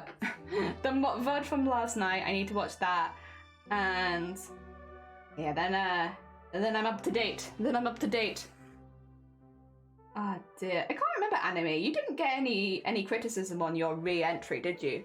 Like, the second time you entered Chroma with your unit, they were like, yep, it's good, right? I'm pretty sure you only received criticism on your first one. Criticism is probably not the right way of putting it either. Feedback. Feedback is the word that I am looking for. You got a bit? Oh, did he? I must have missed that. I thought he only... I remember on the first one, I don't remember this. Maybe I've misremembered. That wouldn't be the first time, to be honest. Yeah, they did the little bird was cute with the little eye. Also like the bird with the little measuring tape. It was very cute, very, very cute. Oh dear, man. Yeah, I wish I could show you what I did last night because I can't because it's like there. It is on my desk. It's too big to move. I sorted all of my embroidery threads into little color-coded drawers, and so that all of my drawers now have different colors of embroidery thread, but I have like split it up pretty well because I have like dark yellow and light yellow as like two different colors, and like the same with the rest of them. So I have like some of them are even more, like the blues I have split into 3, and I'm very proud of the little my little collection of drawers now. The nice thing is about these drawers is you can pop them out if you, so like I could. Let me get like a slightly more empty drawer, like the dark purples. Oh, I say, can you not pop out? I thought you could. Oh, there you go, yeah. Yeah, you can pop it out so that, and then I can just have my purples here. And so I have them separated by color rather than just in that massive bag. And I'm hoping that it will also mean that I can, what do you call it? Like put the extra bits in there rather than putting them in my candle, because that's a bit... I should probably stop putting my threads in my candle. I feel like that could be a potential fire hazard. Yeah, put that back in there again. There you go. I'm very pleased with myself. I did some good organization. Potentially, yeah. They do smell really good though. I have like a little pot of threads here, which is like, it smells like my candle. Oh dear. I shouldn't have done it, but they do smell pretty good now. One of the embroideries, like the last one in particular, because I used a lot of the threads from my thread collection, smells really good. How have your migraines been, if you don't mind me asking? They've not continued improving too much, I think, since the last time. They're better than they used to be, though. They are a lot better. I'm still having the same amount of migraines, they're just a lot easier to handle. So like I would say that I'm still having a migraine most evenings. The symptoms are just a lot more subdued than they were before, so I'm not like immediately bedbound or anything like that. Yeah. And I haven't been having so many like really long ones, so that's good. That's good. Malva! Good morning. Good morning, Malv. I hope you're doing good. Did you want to see my pink drawer? My pink drawer is slightly bigger than the others because I got a lot of pink. Turns out I have tons and tons of pink. Come on, look at that. Look at all my pink. Look at it all. Look at all my pink threads. I've got so much pink. Hell yeah, just so much pink.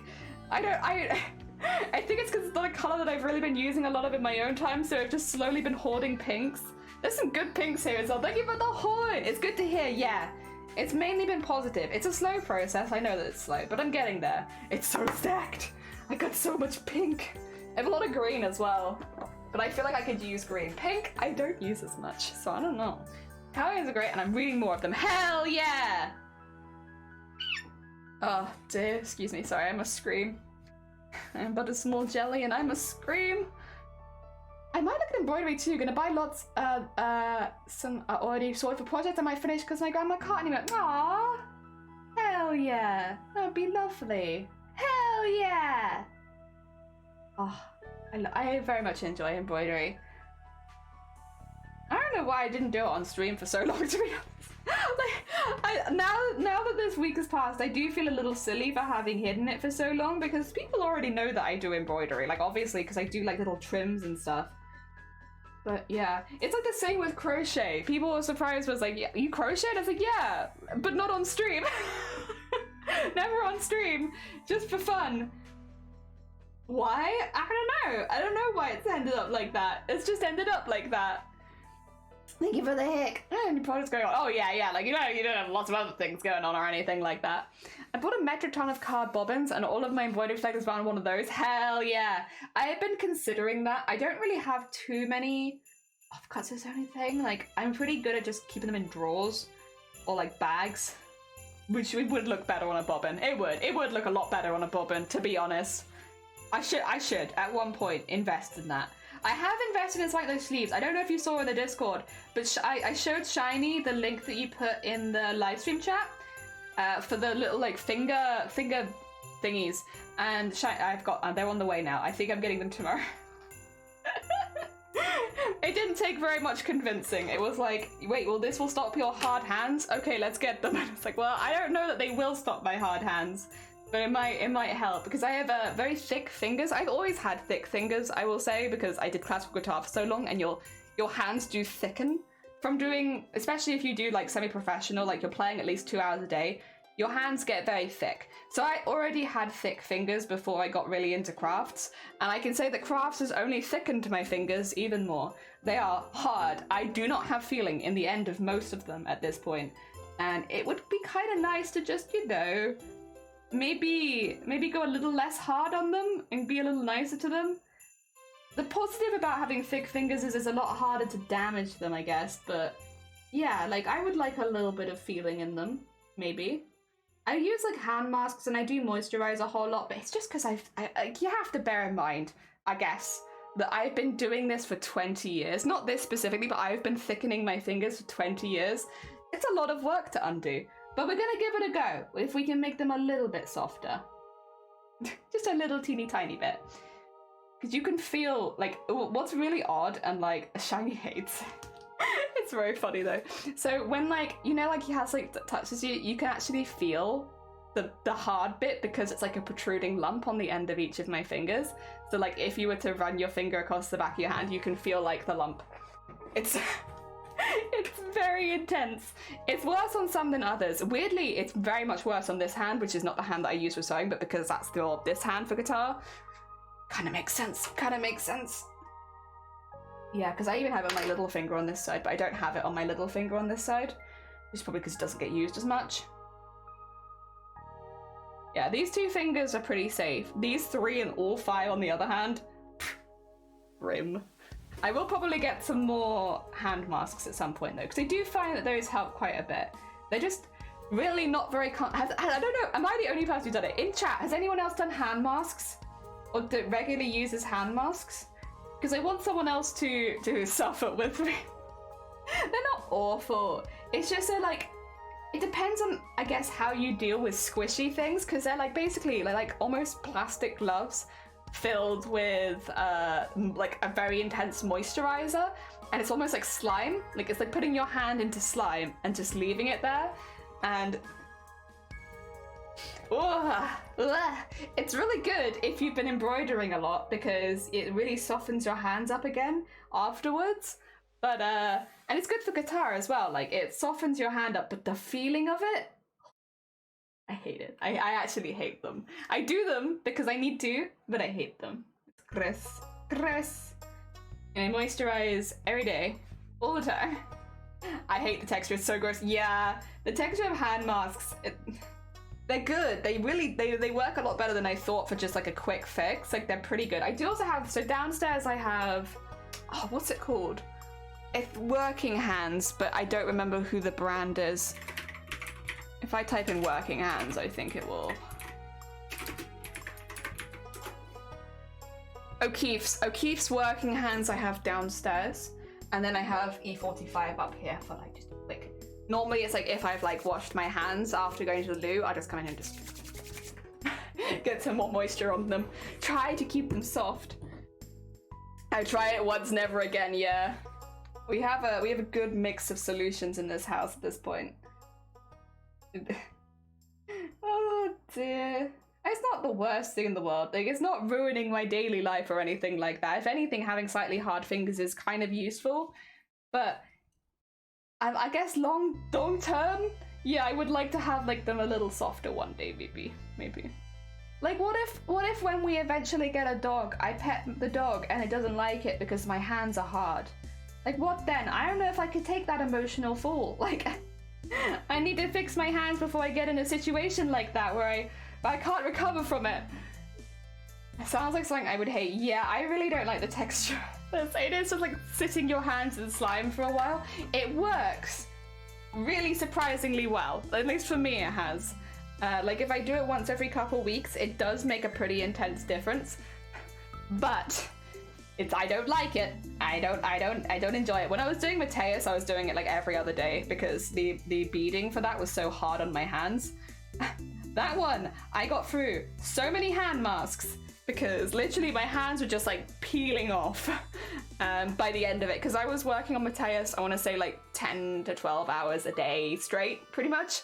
And you can imagine even just the little things like pinching the needles was getting difficult. One thing you'll sometimes see when I'm streaming is like my hands will get caught on thread and it doesn't look like they should, but because of the tiny ridges, it'll pull out the threads and stuff. It's just a bit frustrating to deal with, to be honest, so I get better. Thing is, I know that if I stop doing guitar and embroidery, it would get better. Like it would improve, but I love these things. I don't want to stop. Those are my hobbies. Oh dear. Yeah, no, I do find the working hand stuff works really well, to be honest. It's again very, very intense moisturizer, but if your hands are very, very dry, which they don't really get super, they sometimes do. If they're getting really hard, they'll start to like crack and get kind of dry, and then I'm like, yeah, I should probably do something about it. It's really good for that, but the E45 generally works as a daily. Oh dear. There we go. There is at least one thing we hate about the thing that we love, and I'm happy to pay the sacrifice. Yeah, the one for me would be the hand masks. Hand masks. Is there anything else that I dislike about embroidery? The amount of time that there's like a colour that you want and you just can't get quite the right shade. That one. It'd probably be different if we had someone with a lot of threads near us, but like kind of minimum threads near us. We can get some, but not all of them. And I don't like getting them online because the colors are difficult to judge, especially if you're looking for a very specific one. And is there anything else? I wouldn't say that I hate that though. I guess it's just like a mild inconvenience. Anything that I hate about cosplay and embroidery? I mean, I don't like people online sometimes around cosplay. I think there's a lot of very weird, uncomfortable people, you know, not necessarily in the cosplay community, but around the cosplay community. Yeah, not my favorite. I mean, I can't remember who said this, but I agree with it wholeheartedly. Drama circulates, like, it goes in a circle in the cosplay community, where the same thing will happen, like, every few years, and it's like, most of it's a pretty null and void problem of someone just having a bad take, but it's like elitism, and the thing is that there is elitism within the cosplay community, but it's a very, very small group of people. Most of the time it's people claiming elitism, when in reality, I mean this in the nicest way possible, they just need to get good.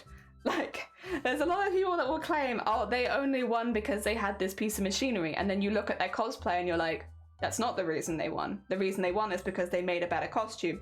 With the skills that you were using, you're clearly a bit newer to them. I'm not going to say that to them because they're not looking for that answer, but like, there's always, and that'll happen every few years, and then it creates a whole debate about elitism in cosplay competitions, which I'm not gonna sugarcoat it. If you have money, it does help. Money helps. Funny that. Having money and being able to pay for equipment does help, but as someone who doesn't have money, I can still compete at a high level of cosplay. It just takes me a little longer.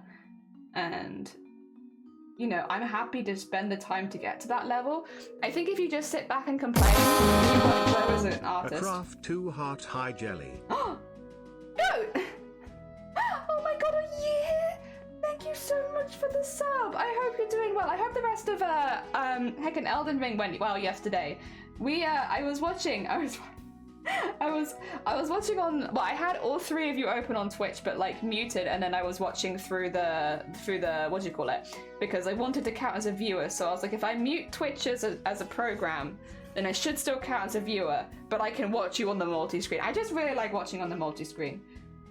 It's a little easier. It makes chatting a little more difficult, but like, being able to see everyone at once is so fun. I like it. I hope the rest of it went well. The one thing I don't like hand sewing is body, it's a muscle pain if I get it too much. Yeah, you definitely build up specific muscles from doing this kind of stuff. I have been quite lucky. I sometimes get, not so much with smocking, with working with a hoop, sometimes I find my thumb gets a bit achy by the end by holding the hoop, which I could probably fix if I ever just buy an embroidery frame, but why buy an embroidery frame when you can suffer? Most people are passionate about what they get to do, and either saved up or borrowed the money to get the machines and other tools they need. Ultimately, they need to learn the skills they've used and spent a lot of time learning. Yeah, I think it really frustrates me because you do see it a lot. Like, people, especially new people in competitive, will say things like, the only way to win competitively is to have a lot of money. And I really do think that disregards a lot of the skills that the cosplayers are putting into their outfits. Like, maybe they did have the money to spend on certain pieces of equipment, but like, to be clear, go to your local makerspace and you can use all of them for like 10 quid. Like, did you go out of your way to see if there were ways that you could use that machinery? Did you go out of your way to learn that machinery? And if you didn't, but you're, you know, dogging on them, it's like I know if I wanted to have things laser cut, I'm not going to buy a laser cutter myself, but there are places that I could travel to that could laser cut for me. I could, I'm not going to, but I could. Oh dear. Atlantic Jelly! Atlantic! I hope you're doing well. It happens a lot in the art world too. Yeah, it doesn't surprise me. It seems like something that would travel across. One day gonna have to swirl hands. Hell yeah. Did you do anything fun over the weekend? On Saturday, I made another embroidery hoop to add to the collection. And we had the builders over, so it was very loud. So I couldn't really do anything else that day. And then I had a bit of a migraine in the evening. But then yesterday, we played the Mortuary Assistant on stream, which was honestly really good. Like, I had a really good time with it. You know, there were the odd glitch and bug, but like generally like a really fun experience. And so we did that. And then I had a really busy afternoon, to be honest. Like, I had a lot of things I had to get done, but I did buy myself a Starbucks drink. Well, I mean, kind of. It wasn't actually Starbucks, but it was like, you know what I mean when I say a Starbucks drink, right? A fancy drink with all of the creams and and toppings, and yeah, that's what I mean when I say a Starbucks drink. I think that translates across the world, right? A fancy schmancy coffee house drink with all of the bells and whistles. And I haven't had one of them for a long time because they tend to trigger migraines in me, and it did. But you know what? It was worth it. I had the bells and whistles, and it was mwah, sweet. At the gym, I've never heard of a makerspace. Oh, have you not? A makerspace, it might be called something different where you live. I only know what they're called here, to be honest. I'm sorry. They're basically, you sometimes find them at universities, colleges, and sometimes separately, like you'll find like a craft workshop. They're places where you can buy a membership or pay for a card, and then you can use the equipment there. And the equipment can range from sewing machines, embroidery machines, to 3D printers, to laser cutters. You know, sometimes I know there's a big one in Cardiff that does printmaking and stuff like that. So stuff that you might not have in the house, often it's bigger pieces of equipment. You can just go and effectively, you have to pay for the training to use them, which is normally what the card is. And then once you've got your card, you can just go back in and use it whenever you want. You can book it in for a couple of hours here and there to print out a piece. And yeah. It's basically a way for people like myself and a lot of lower income people to experiment with different pieces of equipment that we might not be able to afford to purchase ourselves. Yeah, it's really, really useful. Really, really useful. And yes, I highly recommend them to people who are in similar financial positions to like me, low income, minimum wage, stuff like that, because trying to save for a piece of equipment like a 3D printer is very expensive. And if you've never used one before, you don't even know if you're going to enjoy it, right? So if you can find a local makerspace where you can practice with a few of them and also have people train you on how to use them, why not? Why not? It means you can get a feel with it without having to actually make the full purchase. It's really good. I mean, we both had an embroidery machine, right? I couldn't have done Mateus, and my machine is bigger and costs more time. Dear. There are skills you have that I don't. Doesn't mean one of us is better. Yeah, we do different things. Like, I can't do quilting. I've watched it for a long time, but I can't do it. You have an interview today, Atlantic? Good luck. I hope that it goes well. And Megas, welcome on in. I hope you're doing well. Welcome, welcome. Dear. We have a froyo place where you can pay by weight after you put all the topics and so it's oh my god. I love the sound of that. I love the sound. That sounds so good. My local hygienic place. Yes, yes, yes. You do normally. It's a health and safety thing. I think it's the same with all the ones around us, varying in prices, but you have to pay for the card. And the card means that you've had training on the equipment there, because otherwise someone could go in and put their hand in a laser cutter and then the place is held responsible for it. So they have to make sure that you're able to use the equipment safely. Otherwise, yeah, you won't be allowed in most of the time. But I think that's a really good thing because it actually teaches you safe practice. So yeah, it could get a bit pricey to start on, but it's, well, you say that, but comparatively, I'm assuming you're talking like it's like 30 quid. If it's a lot more than that, then that's a surprise. But when I say most of the equipment I'm talking about that they have would cost thousands of pounds, it's a lot cheaper than purchasing it yourself. Like if you were to buy all the equipment in a makerspace, you would be spending thousands. So like a 30 quid membership versus even just buying one piece of the equipment there. It's a way for people like, you know, me to use that stuff. It'd be great to have that. Do you really not? I'm kind of surprised because I always think of Germany as kind of like an artistic place. Space issues here. We have nowhere to put a laser cutter. Yeah, I love laser cutting. But I've never owned a laser cutter. I've just gone to other places to do it. And I've always really enjoyed it. It was a lot more than 30. Really? Oh, that's bad. All the places near us, I will say. Well, let me know how much it was. I'm curious. All the places near me, the most expensive one is £30. And some of them do like a £5 charge per session on top of that, but like that's about it. And again, a hell of a lot cheaper than buying the equipment yourself. How much is it literally more expensive to use the makerspace for you than to buy the equipment? Because that's quite intense. Come to Wales. We're chill here. Makerspace is a chill.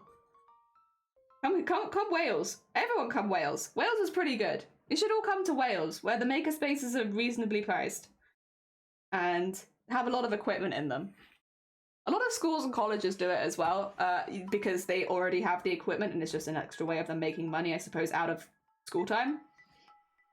And then maybe that's more specifically here. I don't know how common that is everywhere else, but it is cool. They often do printing services as well, which is really nice, because if you want things printed in A1, you can just nip in and get it done there, which is cool. I think I need to ask if you know someone who has the equipment that you have the right to use. They might say no. Oh yeah, for sure. Like if people wanted to come, like I am trying to make my craft room specifically so that people can come over and use the equipment that I have, because yeah, I want to encourage anyone, any of my friends, the people that I know, to be able to come in and give it a go if they want. So I am trying to build it in a way that people could just come in and use it. Not that I'm opening my house to the world, because that wouldn't be very safe, but I am opening it to friends and family. Ah, dear. There we go. Wow. Wow. Another one. I don't have the most in terms of equipment, and I'm very fortunate for the stuff that I do have. I have my X-Display sewing machine, nice and cheap, but it's a good machine. I got my heavily discounted embroidery machine, which does have an American plug socket, and I've had to switch some stuff around for it, but I got that, and I do have the embroidery software, but you'd have to use my PC for that, unfortunately. It's not quite as useful. And then I have the hand-me-down 3D printer that I didn't even pay for. So I've been in a very fortunate position. It's nice to be able to share that with other people. And I think especially the 3D printer will be the one that a lot of people are interested in, because again, very expensive first purchase for something if you don't even know that you're going to enjoy it. I think that's the big one. If you've never used a piece of equipment before and then you're purchasing it, that's like quite a scary purchase. I was lucky in that I have, once again, been able to use these spaces to do 3D printing and stuff without having to pay like a ridiculous amount, and also receive a training in it so that I don't do anything unsafe. I don't think I've ever used a resin printer. That's the only thing. I've used like the standard ones, but not resin. So that's new. Joe, good morning. I hope you're doing well. Welcome on in. Welcome, welcome. Oh dear. We're talking about some cheaper ways that you can kind of get around doing stuff in cosplay to help keep the overall price down. For reference, that was the main goal of Mateus. I don't know how many people here saw Mateus, but Mateus was the last really big costume that we made on stream. And like, we had a goal of keeping it under $200, no, under 200 quid, or about £20 a month. We ended up sticking to £20 a month rather than, the 200, because I think it ended up being about 240 and it took a year to make, so, or just less than 240, but it's easier to say 240. And yeah, we made the entire costume. I can show it you actually, because I have it here. There you go. This costume costs just less than £20 a month to make. Just less than £20 a month to make. There you go. Really, really cheap. And I would say this doesn't look like a costume that took less than £20 a month to make. It's got wings, it's got a tail, it's got all that kind of stuff. You know, it's got so much going on.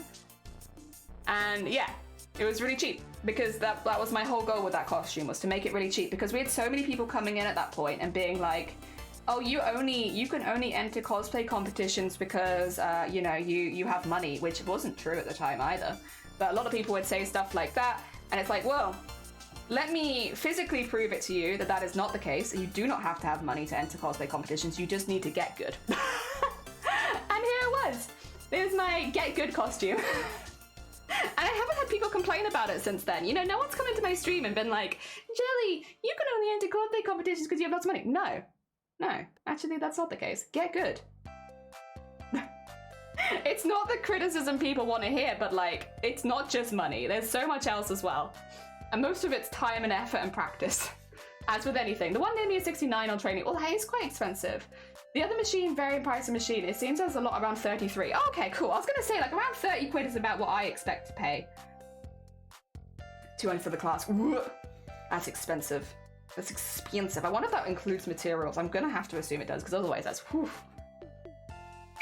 What's somebody Deed's costume? Is that a unique design or is that a character? That is a character. The character is Mateus from Final Fantasy Tactics Advance. So yeah, we very, very detailed. But like, again, just putting it out there, I am disabled, zero income. The only income I make is from Twitch, where I make about, I think, £80 a month, if that. And sometimes doing commissions. And so like my base money that I have to spend on costume is very low.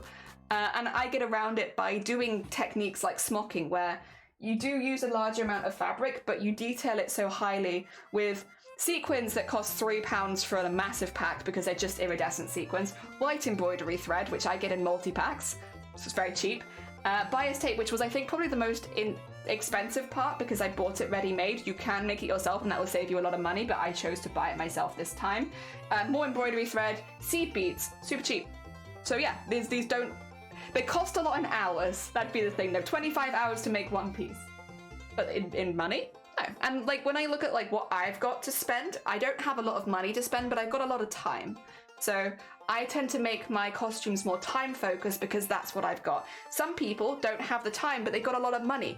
Then they'll be spending a lot of money to skip a lot of the steps that I'm doing. But at the end of the day, we all end up on about the same level, depending on what you have. Like, do you have time? Do you have skill? Do you have... Because if you have... The way that... There's like a cosplay triangle, right? Of like skill, time, money. If you have time and money, you don't need skill. If you have money and skill, you don't need as much time. Does that make sense? So like, as long as you've got a couple, personality doesn't exist. Sorry, we don't look for personality here. Oh no, don't worry, Shifty. You lurk as much as you need. You're at work, right? You're fine. You're fine. If you need to lurk the whole stream, you go for it. Oh dear. I had a quick Google. There's no makerspace near me, not even in Frankfurt. Oh yeah, listen. That sounds like a marketing opportunity. If there are no makerspaces near you, sounds like someone needs to make a makerspace. Oh dear. Is that still in the center? Who knows? I only got skill, no time and much money. I have building skill, but I have a lot of time to keep learning. So like my main resource for cosplay is time. I have so much time because I'm not allowed to work right now, really. I'm going through medical treatments and I am I've been classed as unfit for work twice now. Once without my permission, which is not normally how it goes. Yeah, so I'm very much like heavy on time, but I don't have any money at all to spend on costumes. So you find lots of other ways around it, like using makerspaces. If friends have things that I can use and that I can practice stuff on, like I have a friend who's really good at printing. If I ever needed to print on fabric, I'd probably go to her house and ask if I could borrow some of her tools. Like I'd buy my own stuff to go there, but I'd probably borrow her space. And she'd hopefully do the same for me if she ever needed sewing stuff done. Yeah, so there are ways you can get around it. Making friends in the craft community, that's a big one. Obviously, like, stay safe, but it's useful. Oh, dear. Thank you. Yeah, you're all good. No, honestly, don't worry. Like, if you need to pop out, you're all good. I love the DIY you can do. Yeah, exactly. There are so many things you can do. And there are so many things you can do that make your costumes look a lot fancier than they actually are. Like, this is lining fabric. I think you can kind of tell from this side of the fabric. It's cheap lining fabric. But because it's cheap, it's really thin, which makes it perfect for smocking because that's when you're layering up the fabric. So because of the thin fabric anyway, it works really well for this process. And because it's not creating too much volume. If you do this with a thicker fabric, it'll be very intense. So yeah, it's perfect for smocking. And smocking is a very old-fashioned... this is the other thing. Okay, any artist in here can probably attest to this. There's a lot of being able to big yourself up in competitions. Can you talk positively about your own work? Because if you can, that's a huge skill. And that doesn't cost anything. That's just practice. Being able to positively talk about your own work to judges is a huge bonus. Like, cannot understate how big of a bonus that is to you and your costumes. And that is one that I really struggle with. It's being able to positively highlight and explain and not just being like, oh yeah, these things, yeah, they take me a while to make, and then moving on. When I get to this part of my costume, I can gain so many points by explaining in detail why this is so hard to do. First of all, hit them with the history. This is an incredibly old-fashioned technique. You'll find very few people replicating it these days. It's called smocking, and it's a process of manipulating and knotting fabric to create patterns. As you can see, it involves grid. You have to keep it really neat, otherwise everything gets thrown off.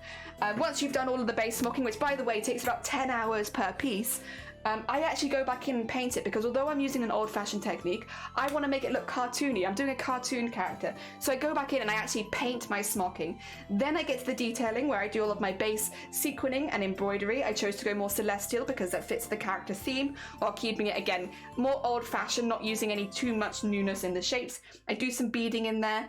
At that point, we're probably about 15 hours in. Then I go back, doing bias tape on either side. It's all hand stitched, by the way, from top to bottom, just to keep it nice and authentic. I do some authentic like edge stitching across here in embroidery after I've done my, of course, base stitching to hold it in place. And then I go back on top of that and I do the sort of like stitching that holds it in place, as well as all of the beading. So it actually gets beaded twice in this process. Sounds a lot more impressive when you put it like that. And that you kind of need to get into the habit of talking about your costumes like that. Like, it's a lot, and it's meant to sound like a lot, because you want it to sound as impressive as possible.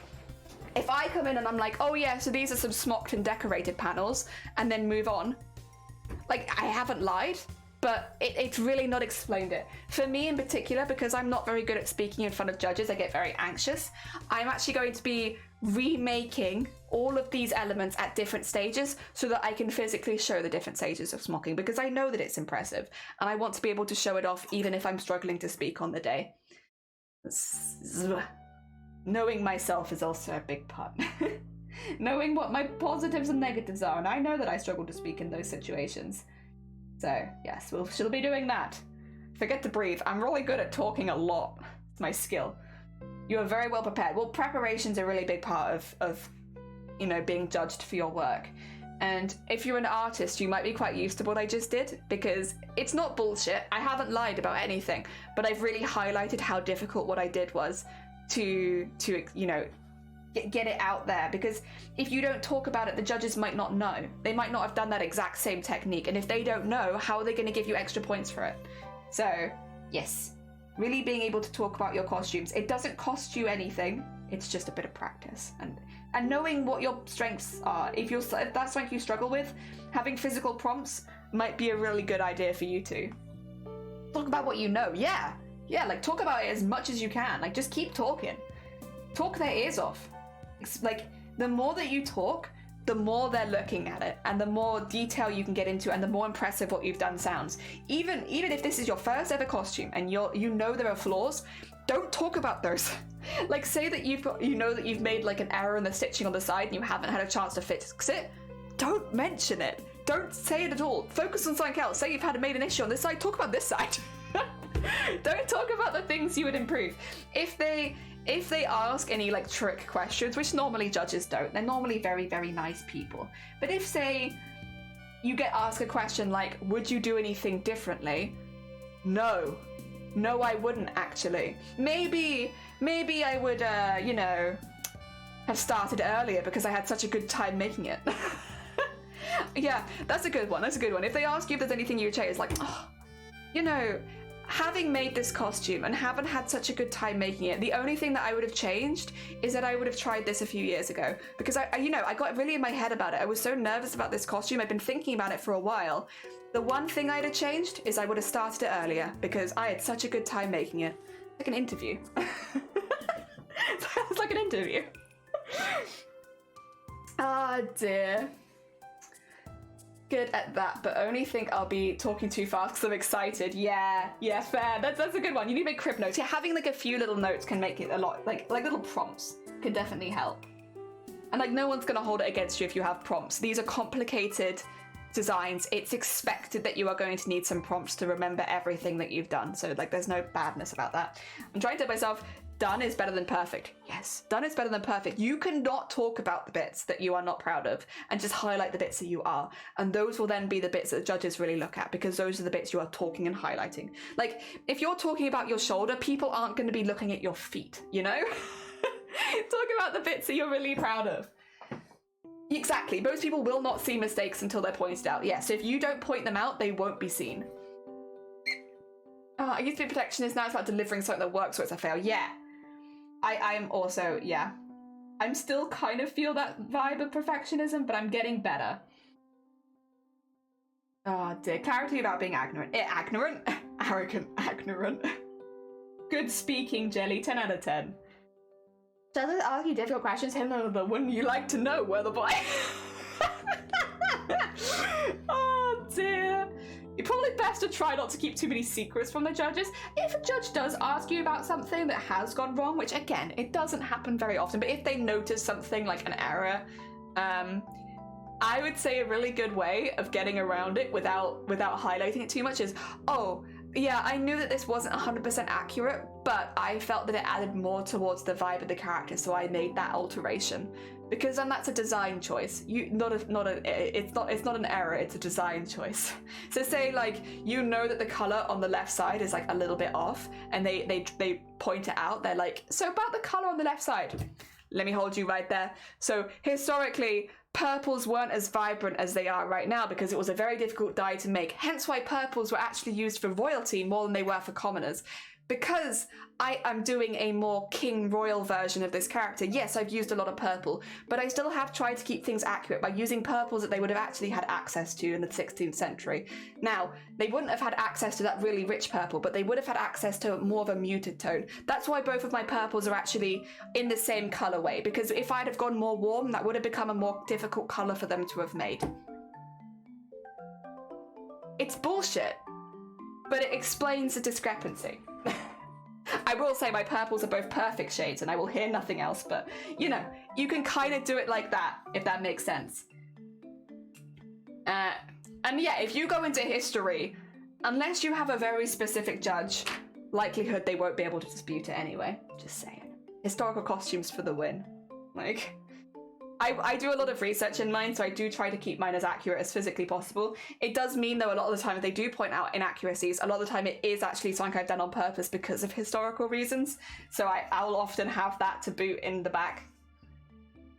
The points for historical accuracy. Yeah, you survived the meeting? Hell yeah, sleeves! Good heckin' job on a Monday as well. Impressive. Heck impressive.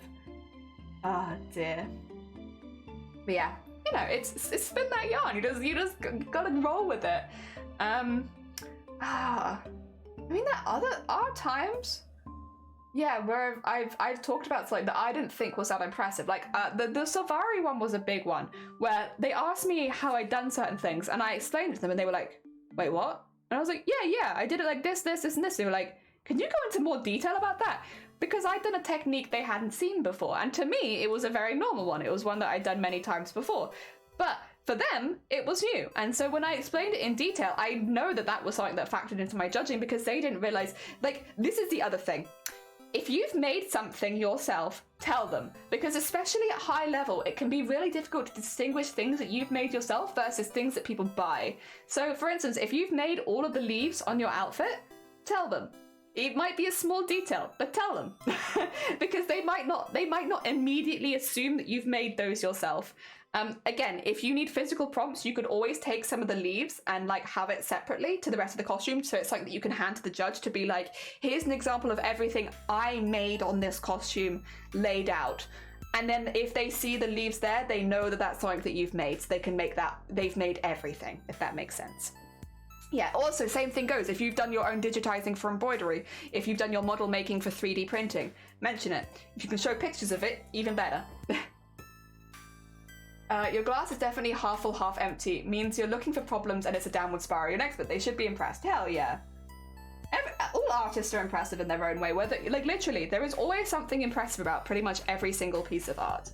If you can highlight it, you can bump your score. It doesn't matter if it's your first thing. You can make a boom. I mean, I'm the worst for this because I have no confidence in my own art most of the time. Outside of cosplay, I'm a very unconfident artist. Hence why I do so much of it off stream, because I feel self-conscious about doing it on stream. But in cosplay at least I have a base level of confidence. It's just everything else, unfortunately. So I'm a hypocrite. I struggle with it outside of cosplay, but in cosplay I got it. Yes, anything they can't see, undergarments, structural pieces, a lot of costumes, and like, I don't think this is super talked about. Oh, think it is within the making community, but maybe not within the casual cosplay community.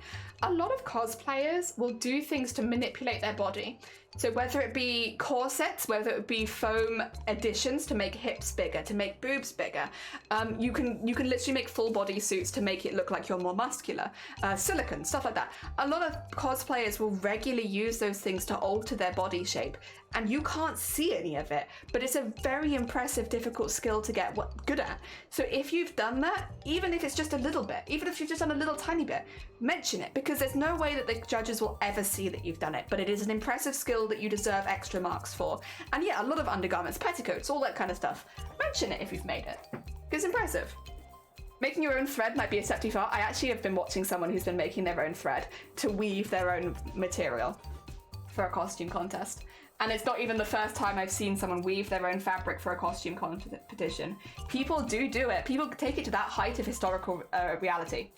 And it's very impressive. And again, if you've done that, you should absolutely highlight it, because you'll probably be the only person in the competition at any one time that's done it. Oh dear. Sample book. Yeah. I want to do that. I want to make a proper sample book for this costume. Like the smocking at all stages and stuff like that. Because again, if you're not super familiar with the process, a lot of the detail and difficulty will be lost. And I want to be judged fairly. I want people to know how intense this process is. So I'm going to make a visual representation of how intense this process is, so that they know. Oh dear, you want to do it? Oh hell yes, sleeves. If you do, let me know how you find it. I'd be interested. Oh, you gonna say it? I don't know why it doesn't seem to like saying what Shifty says. So I bet it will say it for me. Shifty, my text-to-speech doesn't like you today. What have you done? Have you guys had an argument? Have you guys had a behind-the-scenes argument? It could be because you keep using commas, to be fair. We are a no punctuation one. I could try it. Oh no, it's probably the emote, Shifty. Maybe. Maybe? No, I think it should be able to say that. Let me try. I'll use my infinite points on it. He. Go on, give it a go. Oh, now we've both done it. It might be one of them. Come on, Jelly. Say everything at once. Come on. If not, I'll turn him off for the day, because I don't want people wasting their points. I mean, Shifty can waste their points, but I don't want anyone else wasting their points. Oh dear. Nope. I think he's broken. Who broke him? Who broke my sweet bean? How dare you? He's such a good bean as well. Making your own wig styling or attaching it? Yeah. You can refund yours. Oh, true. Shoot. Yes. Anyone know where you can get a yarn of... Oh, I'm not sure. I'm not sure where people get them from, but people do get them. Eel wheel, it's been great so far. I've enjoyed learning spinning on it. Very compact. Can take spinning with you to the park. Oh my god, that's fun! Jello has called in sick. Jello has called in sick. They're done for the day. It's Monday and they're done. Monday and they've given up. Honestly, mildly relatable, Jello. Thank you very much. Is this still where? What's going on here? What's going on here then? What's all this? Oi. There we go. So I have some like open stuff and I need to get rid of it. There we go. They need a little out of order sign. Aww.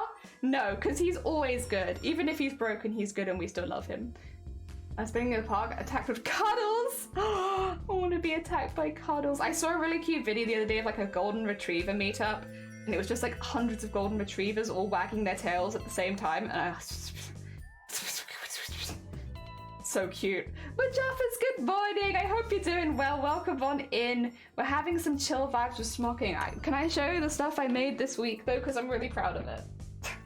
I might just leave it at the corner of the screen actually, because you know what? I'm proud. I'm proud of the stuff we've done. There you go. I'm just gonna leave it here. There you are. You can kind of see bits of it. There you are. Yeah. I'm proud. I know one of them you can't really see now. How can I fix this so you can see it? If I put that there, no, there's just no way. There's no way. I'll put it up there. There you go. I'll put him upside down though. He's peeking. Oh dear. Limited workspace, ahoy. The best of attacks. Hell yeah. I need a dog cuddle attack. Yeah, how many do you make? I made one a day. So I actually made it in the order of this one first, then the little one, then the big one up there, and then this one on Saturday. So I did one each day, one a day, daily embroidery task. I have some secrets I want to use, but maybe it's too much. You're talking to the wrong person because it's never too much. Add. Sparkle. More sparkle. 10 out of 10. Put beads on it. Then put more sparkle. I have shimmer paint. You could use the shimmer paint. Yeah, I'm sorry. I love everything sparkly. If you need encouragement to use every sparkle in your house, I am that person. If you're looking for moderation, I'm not that person. I am very pro every single sparkle at once. Yes. I'm mostly looking at damn work. Oh no, you're fine. Sleeves, thank you so much for the luck. Take care of yourself. Good luck with your work. I hope that it goes really well. Oh dear. Yeah, I made all of these and I'm very proud of them. And I'm glad that people have liked him. Yeah, he's fun. Like, look how little tiny one. He's so small. He's so small and embroidered. And then we got a 3D one now. And yeah, it's good times. I made loads. But honestly, they take time, but they're not like, the thing is, people keep being like, oh my god, that must have taken you so long. But it's like, most of the artists in this competition are taking multiple days on one piece. My pieces have taken less long, I think, like than some of the digital art that I've been seeing, because people are putting so much like time and effort into it.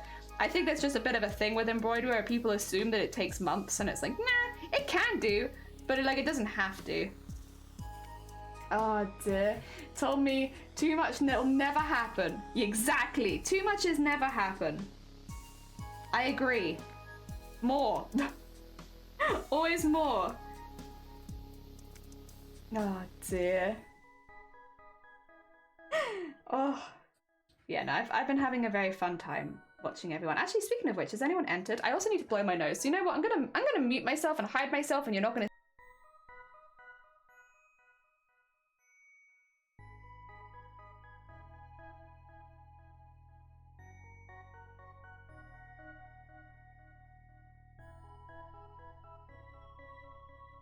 Sorry about that.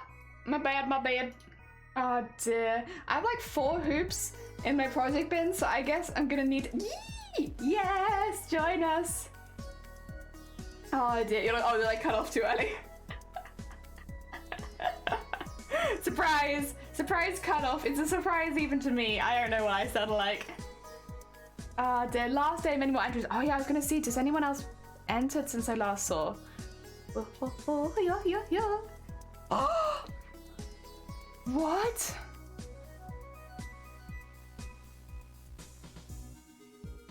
What? Okay, someone's done like a mixture of like painting style art on a realistic background? What? What? That's so different. Oh my god. Yeah, like you can very clearly see that there's a kitchen there, but then there's like, and it looks like there's someone on a stove, but I think they're a drawing. That's so interesting. Oh my god, the one underneath is also stunning. Very cute. Little sleep deprived bean. That's a beautiful dress. I love it.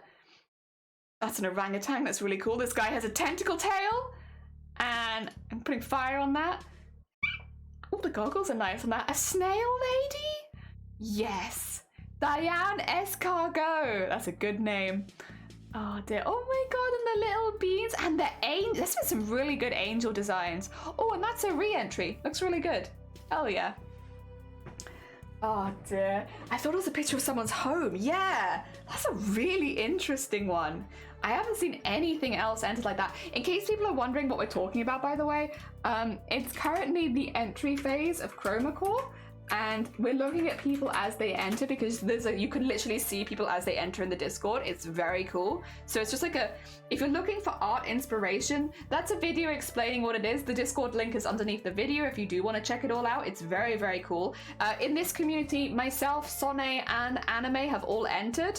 So there's a few people that you might be able to recognize and cheer on. Stream successfully derailed. Hell yeah, I'm always up for a stream successfully derailed. But yeah, if you're interested in, and if you want to see the art as we're reacting to it as well, you can check out the video and the link just there, but you can check out the Discord and the link that's on the video, and yes, you can see it. Oh no, wait, I think someone entered and deleted their entry then. Maybe they hadn't done the write-up they wanted to do. That's fine, we'll see it again in a second, I'm sure. It's really cool though. Yeah, like people are literally entering. There was one 10 minutes ago, then 3 minutes before that, then 20 minutes before that, and then 1 minute before that, and then 10 minutes before that. Like literally people are entering constantly. My entry will be scrolling up. So yeah, I think Anime did post their entry in our Discord. So if you want to see what they entered, you should be able to see it there already. Same with me, I've also posted my entry in the Discord. Mine's in the embroidery and sewing channel, Anime's is in the art channel. So you can see them there if you want to see ours. Sonny's is in the live stream channel, I believe. Has gotta go. Why yes, it does go. Goes far in the competition, we love her. You were the first baby. You were, but you did re-enter. You re-entered on the next couple days, right? Hell yeah. Dear, there's some really cool ones. There's some really cool ones. The one that's like most recently entered, and Antumbra, kind of reminds me of like a more evil GLaDOS kind of vibe. Like GLaDOS, but like a lot more evil. I don't know why they give me that vibe, but that's the vibe that I'm getting. It's really cool. Yeah, I entered initially on Friday, but then I re-entered on Saturday because I made an extra hoop, and so I had to re-enter for my extra hoop. That's on me. That's on me. But it's fine.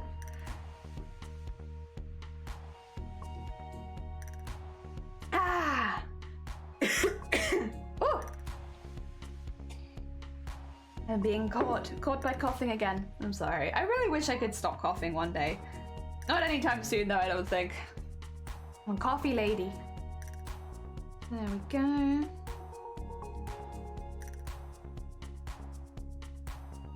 Oh, someone's entering. I can see them typing. We have a person about to enter again. Oh, it's so exciting. Honestly, I just sit there, like whenever I'm not live on stream, I just got it open and I'm just like watching people as they enter, and it's really nice. I like it a lot. And then Tuesday and re-entered on Friday. I think, did it open on Tuesday or did it open on Monday? I can't even remember. But yeah, you would have been really early. Oh, yeah, because on Friday we were both in the same one, right? Andrew, good morning. I hope you're doing well. Believe it or not, we're talking about Chroma again because it's very exciting, and I'm really enjoying watching everyone's entry. And tonight is the deadline, so everyone's getting their entries in before the deadline tonight. There is so much art being shared over there, and it's so good. And there's so many people that I want to cheer on. Obviously, in this community, I'm cheering on Sonne and Anime, but I am cheering on so many other artists as well whose art I just absolutely love. I'm so excited. I'm so excited to see who they pick. Although I think that I'll get very nervous watching because obviously, you know, you want everyone to win, and that's not how a competition goes.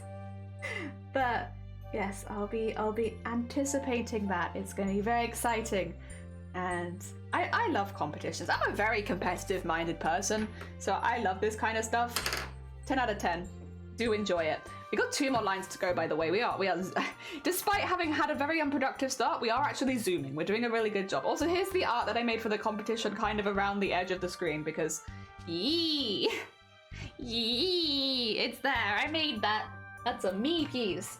I don't exactly know though, because like you're meant to sign art, but I don't exactly know how you sign embroidery art. I might have to like commission a stamp or something that I can just go on because it's a little, it'll be a little difficult on the smaller pieces to minimize the signature if it's in sewing. So I might just commission a stamp off someone and just be like, oh, look at that. Oh my God. The lighting on that submission is stunning. Wait, I need to give it a little heart. It's stunning. I'm the first one to react. Only just though. Oh my God, it's already got over 10 emotes. When I say this is a very supportive art community, this one was posted 1 second ago and it's already got 15 emotes on it from different people. Yeah. You want to feel like good about your art? Like, yeah, they're very supportive there. I'm not made for competitions. Yeah, like not everyone is. I totally get that. It's definitely not for everyone. Like some people are very driven by competitiveness and it makes them create more, which I think that I'm one of those people who having a competition and that goal to work towards makes me a lot more motivated in whatever I'm doing. But a lot of people, that pressure makes it a lot less fun. So I think it depends on the kind of person you are, right? Oh dear. And to be fair, you've done a lot of art this year anyway, Shifty. Like without competition and stuff. I think, I could be wrong and you can correct me, but comparatively to previous years, it feels like you've been doing a lot more art than you have before. So I feel like you've already been pretty impressive this year as far as your art output goes. Whether it was intentional or not, like, I think you've been doing a lot, at least from an onlooker's perspective, it feels like you've been doing a lot more. Which is always nice. Always nice. Always nice as a consumer. So, like, at least from this perspective, it doesn't seem like you're the kind of person that would need a competition to do more. Whereas I am. That would be the downside of me, is I need a competition, otherwise I'm just like, like, let me compete, that's my drive. As soon as I go so much slower when I don't have that kind of drive, yeah. Oh dear. Oh, sensitive bean, yeah. It seems like you and Sonny are kind of in the same boat with how you view competitions, and I think that's fine. Like as long as you're okay and you're still able to create art in other ways, I think it's all good. Yeah, consumer of Shifty art. Yeah. An art consumer. I'm a consumer of Shifty art. Oh dear, for me, competitions in art give me motivation. Yeah! See, me and Anime are on the same track, and then you and Sonny are on the same track, where it's like, it doesn't always bring the motivation. For me, it does, but then on the other side is if I don't have something like that, then I have no motivation. I need a competition to keep me motivated, even if it's a really long off competition like this. Ah dear, you really knocked me out. Yeah, Sonny. I do have a lot of art projects I need to finish, plus I got the Jester commissions in September, very heckin' exciting. Ah dear. Sleepy, good morning, I hope you're doing well, welcome on in. We're just doing some smocking, we're having a chill start to the week. I'm gonna hopefully do more actually, Sonny, because you've done this, or you've been viewing it previous years, do you mind if I ask you a sneaky question? Just so I can kind of get an idea of when I need to be ready for like Washout Alley and stuff. How long after the competition closes, or like the entry period closes, do they normally start the prompts? Is it quite quick, or will I have time to like gather materials? Because I have everything literally. Wait, so it starts tomorrow? Or like Wednesday? Bugger. I will Amazon order myself some hoops. Well, to be fair, I have a few spare ones, but like, I would like to have some more hoop variety.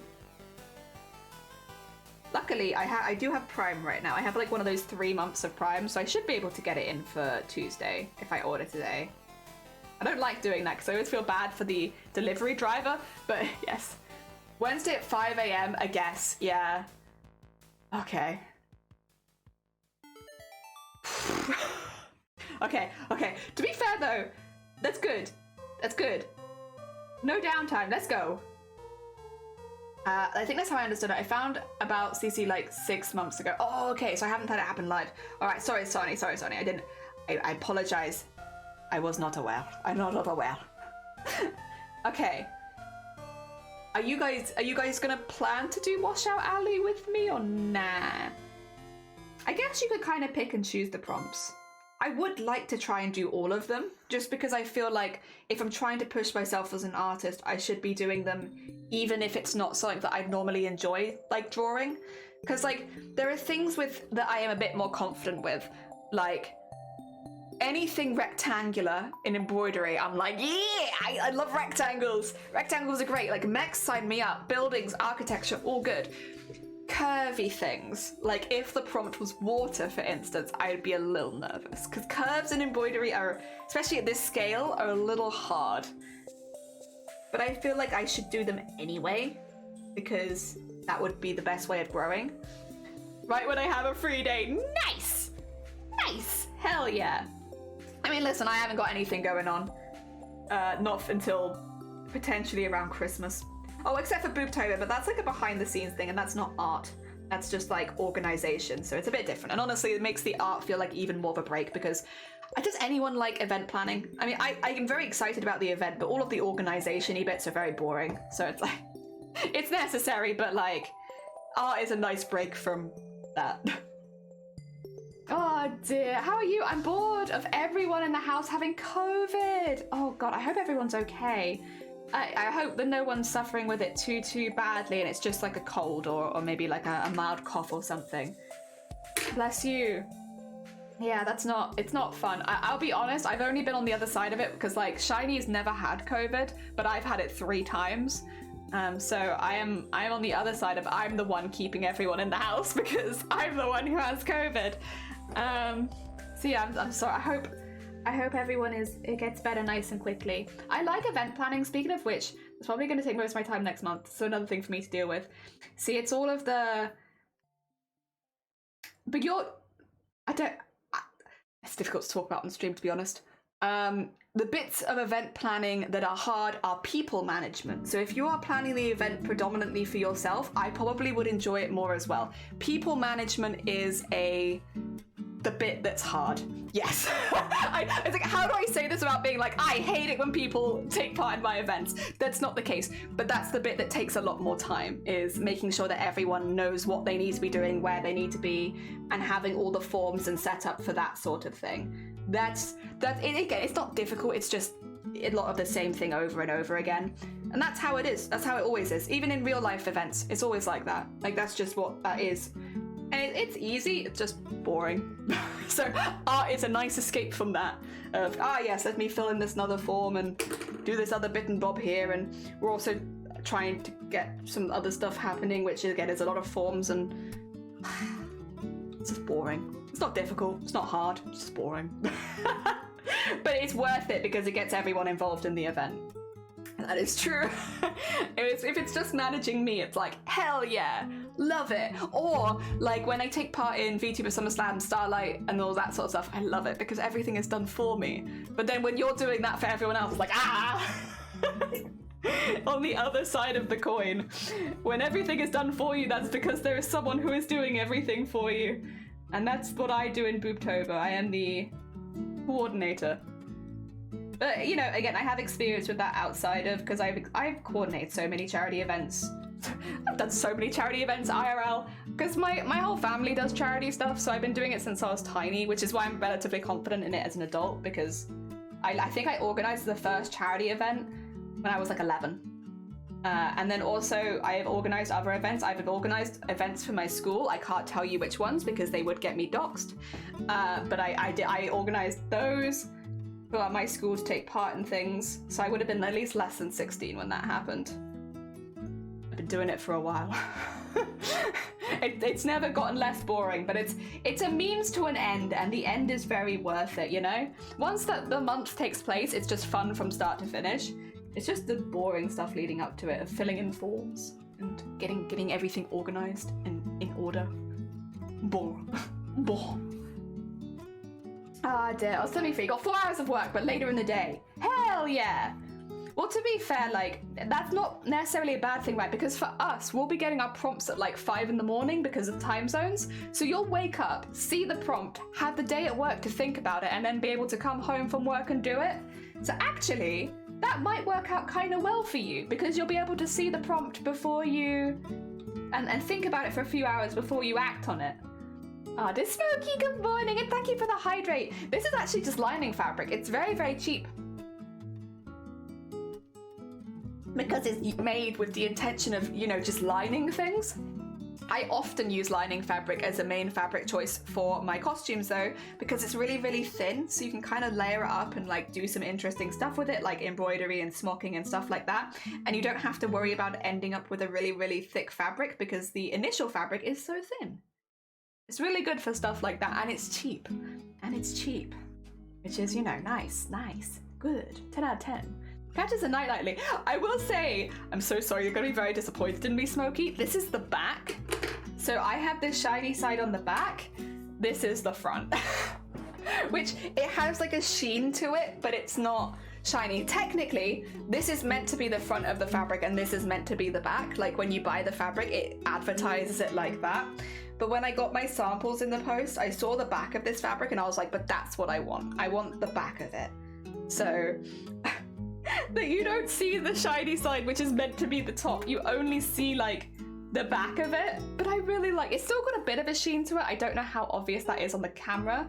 Like there's still like a light to it. Like it's just not as intense as the other side. So it's not completely dull. Oh dear. Oops. Oopsie doopsie. Yeah, I'll be able to work on it a bit. Yee! I think that's perfect. Oh, also, I've just seen another one that's been entered that is, oh my god. Oh my god, an undead warrior. I love her shoes. Look at those boots. Look at those heckin' boots. That's so cool. It's nice to see the before and after as well. That's very cool. Before and after coloring. I like that. Oh man, I love just sitting in this Discord and seeing the entries as they come in. It's so cool. Oh dear, 10 out of 10. Excuse me. I like the matte side too. Gives me quilt vibes when smocked, which is a good thing. Like quilts of grandma worked on. Hell yeah, it's comfy. I like it too. And thank you for the hick. It just kind of fits the vibe. The thing is, because I'm adding sparkles to it and it's getting really decorated to like this, if this was also shiny, I think that a lot of the detail would be lost, if that made sense. So I think having the slight sheen to it means it fits in with all of the sparkles, but having it like really, really sparkly would probably be a little bit too much, considering that I'm adding sequins and beads and embroidery and all of that. Look at those boots! Yeah, the boots are really nice. I like the ones with fire on it, not the boobs, just the boots. Just the boots. Oh dear. Wow. Out of interest, Shifty, if you've been looking at them as well, are you hoping to see a jester design in the final cadets? Is that what you're hoping for? I don't know if you had any specific artists that you were keeping an eye on outside of maybe like Sonne and anime and such. But yeah, did you have any that you particularly liked? I will say I really enjoyed the red and black and white jester. Gerald, yeah, I did like Gerald. I would be very happy to see Gerald in the final as well. Gerald's like the cute little dinosaur, but I would love to see any jesters. Hell yeah. Ah, dear. There's a few that I've really, really liked. There was one I saw yesterday. It wasn't super detailed, but it really stuck with me, and it was like an angel. There's also been some really good water people. I think they're done by a person called Fish. I'm very biased. I like fish. As a fish myself, I am biased towards fish. But yeah, the fish ones were really good. And then there's like a really cool angel, which was like, they said that they'd based it on a biblically accurate angel for their candidate. And it was really cool. I'm gonna have to scroll up for so long, aren't I? I've just realized this might not be possible. No, it's too far, I think. I can't look at it, but I remember saying that was really, really cool. More jester representation. There was another jester entry yesterday. I don't know if you saw it. It was a very colorful one. Actually, I could try and find when it was posted yesterday, because I did see it. Oh, some fluffy beans. I love the camera, please. I love the fluffy beans. So you can probably hear my scrolling, like. Thing is, I know it wasn't at 1 a.m. because I wasn't awake at 1 a.m. So it had to be before I went to bed that I saw it. Which means I can kind of just keep scrolling, because this is, when I look at the time, like, yeah, I'm still probably asleep at this point. Okay, I'm awake now. There's Sonne's! I see Sonne's there yesterday, 8 p.m., 8:18. Nice, nice, nice, nice. It was before Sonne, though. Oh, there's Fishes. I really did like that one.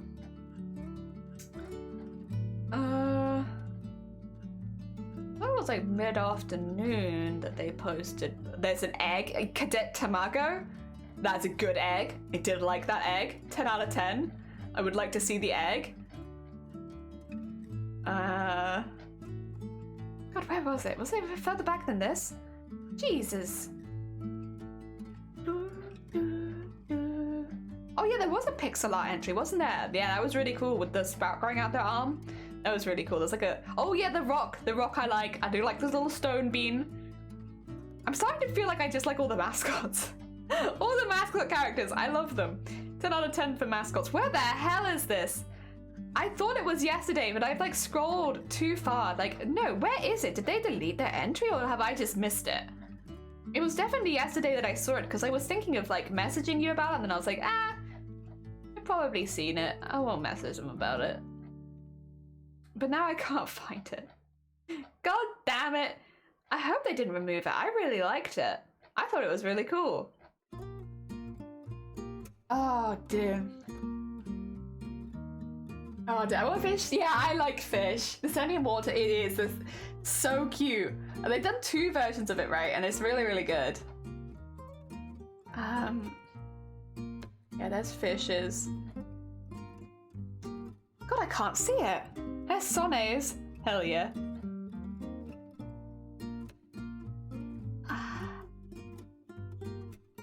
I feel like I would have seen it by now.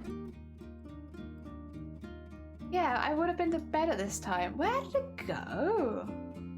Does stuff ever get deleted from here, like, backwards? Surely not. But there was a really striking jester design. Maybe it's further back than I want to find it now because, like, I thought it was so cool. And it was really colorful, so, like, it should stand out, I would have thought. Now I'm like, have I imagined a whole entry? Surely no. Surely no. Oh yeah, that was cool. Oh dear. There's the stone. I think I must be missing it, but they definitely entered after I re-entered. So there's the little metal man. I do love him. He's very cool. But I feel like I'm going too far back. There's our doggy friend. I do love the dog entries. They're very good. Oh, there he is. Oh my god, it literally... Okay, it's on the 15th. Oh my god, it was 2 days ago. Yeah. It's like a jester, and it looks like it was... It's really, like, pixely, kind of. Almost looks like paint-esque, but it's really cool, and I really like it, and there's, like, a lot of energy in it. It's done by Bool. I actually really liked it. Yeah, it was really good. Supposed to be like, they have, yeah, they have. The pigtail one's so good. Yes. I got strawberry jam donut, delicious. But you want a chocolate? Oh no, strawberry's the way to go. Show, how can I show? How can show? If I, sorry, excuse me while I am being a noob. If I go to this one, can you see it? You see it? Like, it's really interesting. That's why it reminded me. That's why it reminded me so much of, like, I remembered it, because it's, like, really unusual. Like, it's really different. It's incredibly saturated, and, like, there's a lot of movement in it. Like, they're not sticking within the lines, and, like, the background people, it looks like the same character. Like, it's really, really unusual, right? And, like, it really stuck with me, because it was really unusual, and I was like, I kind of love it a lot. Like, I really like this. It's so different.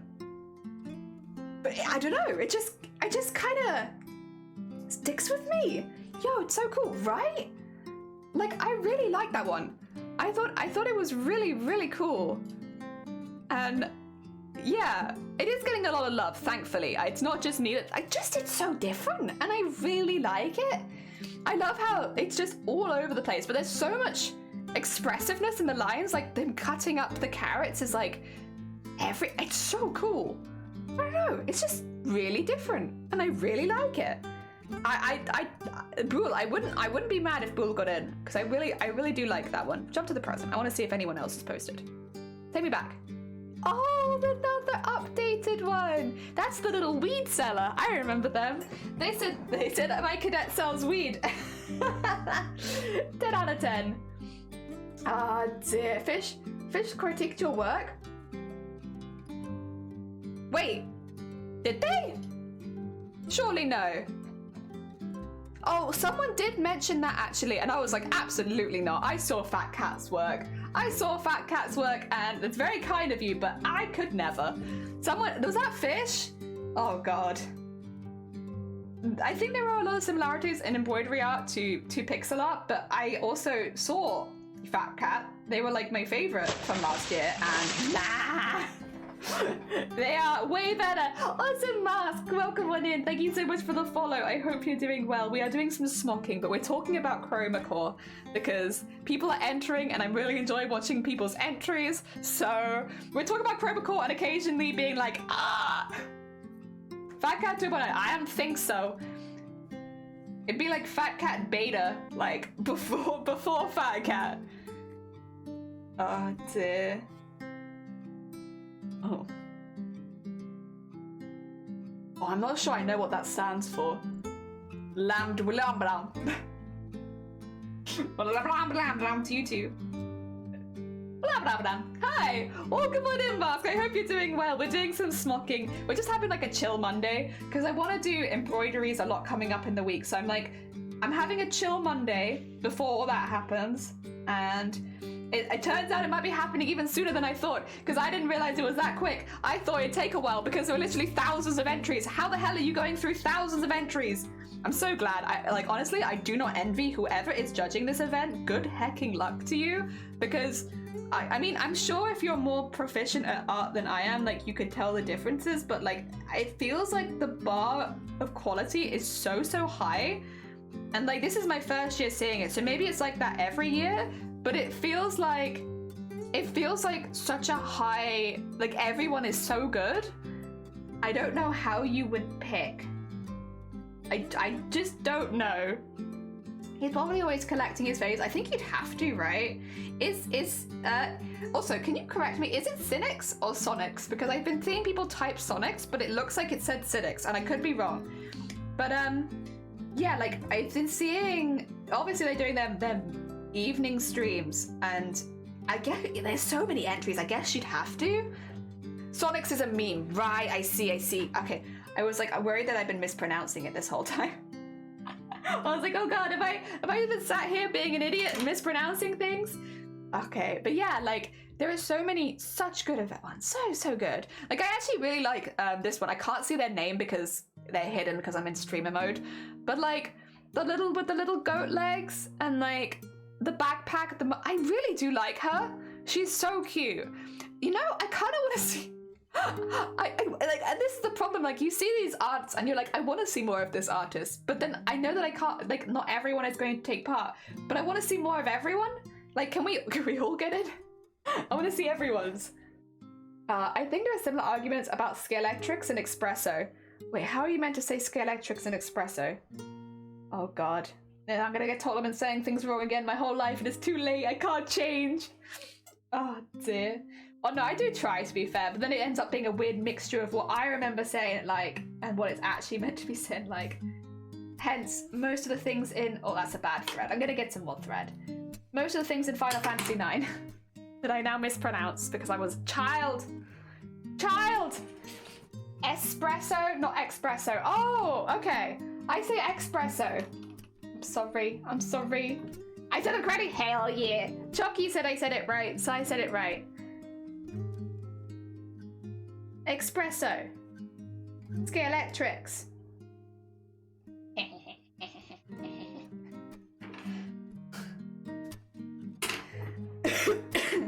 Not Scalextrics, it's Scalextrics. What? Oh, I don't know. I mean, this is one of those arguments of though, does it matter as long as the point gets across? You know? As long as you know what I'm saying, does it really matter? Does anyone who cares has too much time? It's like when people argue of like, what is a sandwich? It's like, unless you're doing it for fun, in which case, you go ahead, have a fun convo about it. If you're getting legitimately mad about it, reevaluate. Oh dear. I think it's very funny though. I mean, language stuff is always kind of funny. Sandwich is bread with anything on top, hell yeah. You eat your delicious sandwich. You guys butter your sandwiches or no? I've recently been not buttering my sandwiches because it makes me drink more water. I have been stopping buttering my sandwiches specifically so that I finish a whole glass of water Because otherwise I think I've not been drinking enough. Oh dear. No butter, who hurt you? Honestly, dehydration is who hurt me, and I've been trying to do little handy tips to try to, you know, get myself to drink more water with my meals specifically. Like, I'm pretty good the rest of the day, but I don't often drink with my meals. I don't know when this started, but like, yeah, I have a lot of problems afterwards, and I think I get bloated a lot easier if I don't drink with my meals. So if I have like a whole glass of water with them, I tend to feel a bit better afterwards. But sometimes I need to force myself because I don't remember to drink. Oh dear. Otherwise, your xenophobe is good with my culture. I haven't had a sandwich for a while, but I always butter. I prefer them with butter. But then, yeah, I don't drink. I gotta drink. I need to force myself to drink more. Oh dear. The ginger stuff has been making me drink more, to be fair. I have been enjoying that. That's been really good. My ginger water. I know it's not like... God, this can be into another argument of is it water? I'm gonna call it ginger water because it's easier. It's just water infused with ginger. And ginger water is a lot quicker to say. And I think it gets the point across just fine. Trying to cut up the carbs? Fair.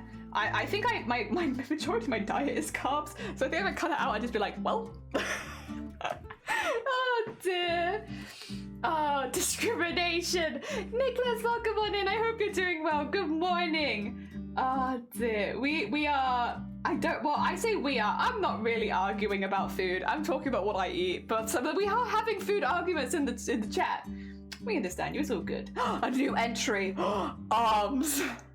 They kind of look like... I like that.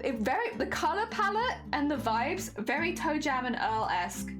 And I am a big fan of Toe Jam and Earl, so I very much like that. That's very, very cool. 10 out of 10, let me give you a heart on that, because that's Toe Jam and Earl vibes to me.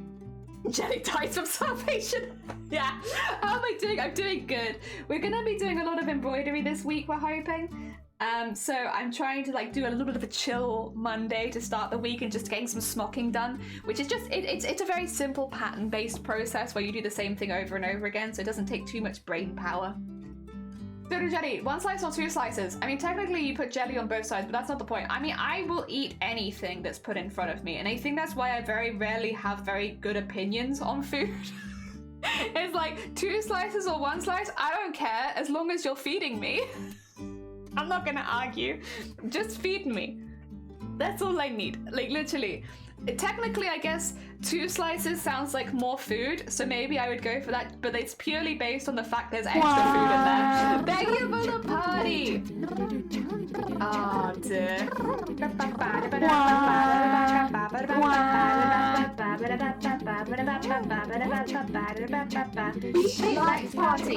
We like to party. We like to party. We like to party. We like to party. We like to party. We like to party. We like to party.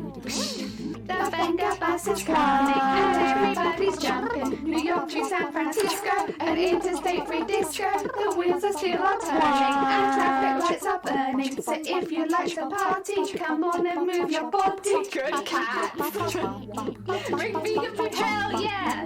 Actually, that's probably okay. Can I say who I would pick?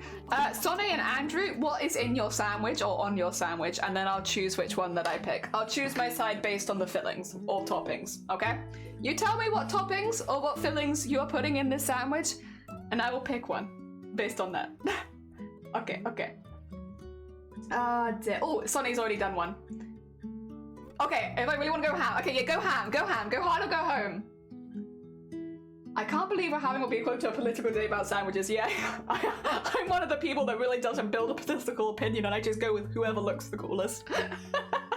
Apparently. I'm gonna ask a question. If I never built something or used any color whatsoever, but I bought something that I might need to paint, how do I make sure that I do not messing up, like picking the right colors? I mean, if you're looking to, at the end of the day, color and picking what you enjoy, that's going to be whatever color speaks to you the most. But priming whatever you're doing, either if it's plastic, using a plastic coat primer, if it's wood, using a wood primer, whatever you're doing, just make sure that you prime it really well first so that the color that you pick looks as good as possible. That would be my advice, because I can't tell you what colors you like, but I can tell you to prime everything. Priming everything. Just do it. Okay. Nutella and cheese, but the cheese is shaped like a tear, so it's a yin and yang sandwich. On one slice. I've never had Nutella and cheese together, and I am a little dubious. I would give it a go. For me, chicken, lettuce, and mayo in between two slices. God, so that's hard, because now you're picking between experimental and something that I know that I like. I like a good chicken, lettuce, mayo, I can't deny. You gotta go thick sandwich, hot pork, apples. Oh, Shifty. The winner is Shifty.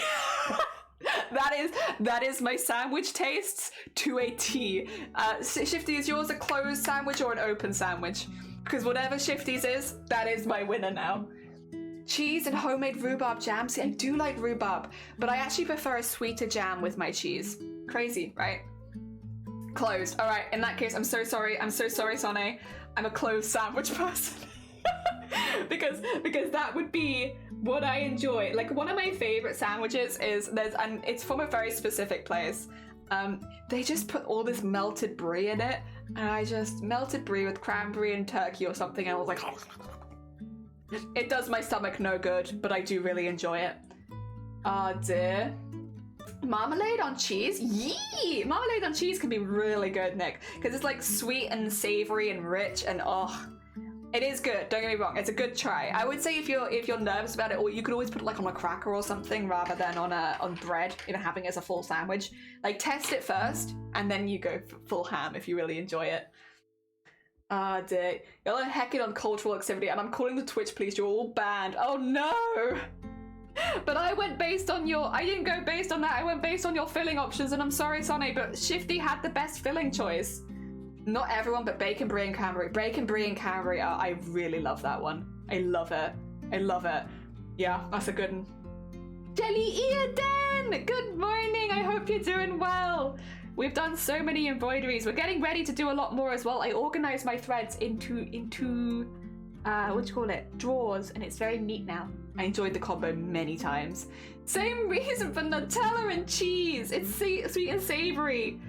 Sorry, I'm sorry, Sonny. There's just not as much going on. It's just the two ingredients. Now, I could have told you how you would have won, but I feel like it's a bit cruel after the fact, because there is actually an open-faced sandwich that I really enjoy. And it's basically, I get it at one of the local places, and it's really good. It's kind of like a mixture of bruschetta and open-faced sandwich, and it's got like a full avocado sliced across it with an egg on top, and then like the bruschetta, tomato, and onion mix, and that goes like underneath. So as you cut through it, it's like, and they call that an open-faced sandwich. And that is literally my go-to at the local place, and I love it. It's so good.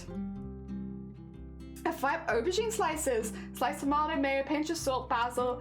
No, that sounds really good. I would probably be very up for that, to be honest. That sounds delicious. How dare you combine the marvelous cheese with the abomination that is Nutella? I do like Nutella. Disgusting. No, I like Nutella. I think it's good.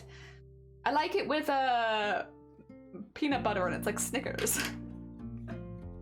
Oh dear. It's very sweet though, so I can't have very much of it, but it is good. Not until you try it. Heck yes! Nutella is great. Yeah, it is. As a French, I'm excited about the idea of comparing the two. As a British person, I don't care. Just put the food in my mouth. I'll eat anything. Oh dear. We're not supposed to use French cheese. I was like honey and salami. Oh, it's honey salami or honey solaris? I'm assuming salami. I know it's cursed. Well, no, it's salty sweet, and like that's a heckin' strong combo. It is salami, yeah. Nutella is ew. And then Nutella is fabulous. It's supposed to use Danbo OSD, aka a Danish cheese. Oh, see, now that's brought me back a little bit to that side, because I've never had a Danish cheese. Actually, no, I've only had a couple of Danish cheese. I have had some. Not a lot, though. The ones I have had have been good. I'm now Googling how to get a hot pork and stuffing sandwich delivered. Yes. Pork sandwich, very good. Top tier. Take a croissant and pour Nutella on top. See, I'm not really a Nutella croissant person. I'm a Nutella with, honestly, not very much. I like Nutella, but I find it's a bit overpowering for a lot of things. But I do like it.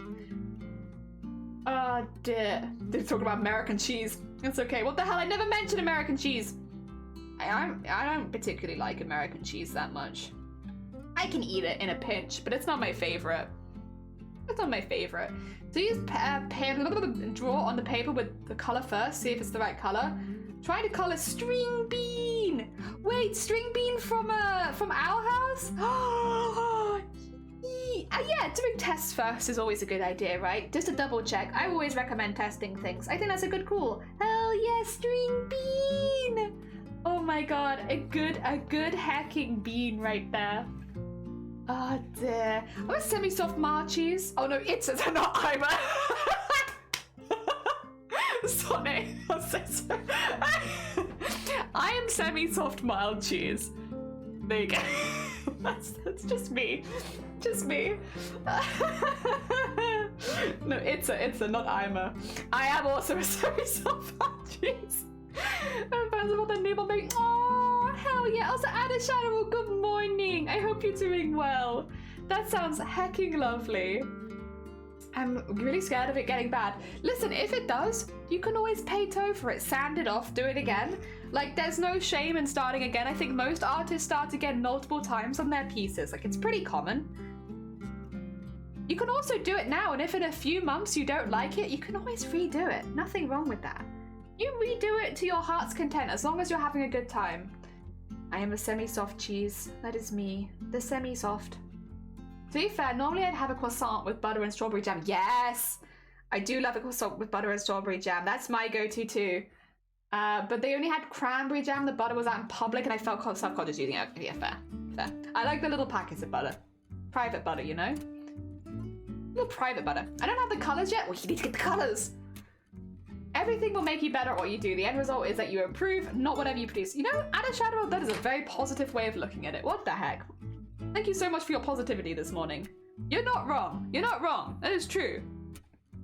I think it can be hard to look at your own work with that kind of gaze, but it is definitely a goal to look at your own work with that kind of gaze. Add a Shadow, are you a semi-soft mild cheese? Are you?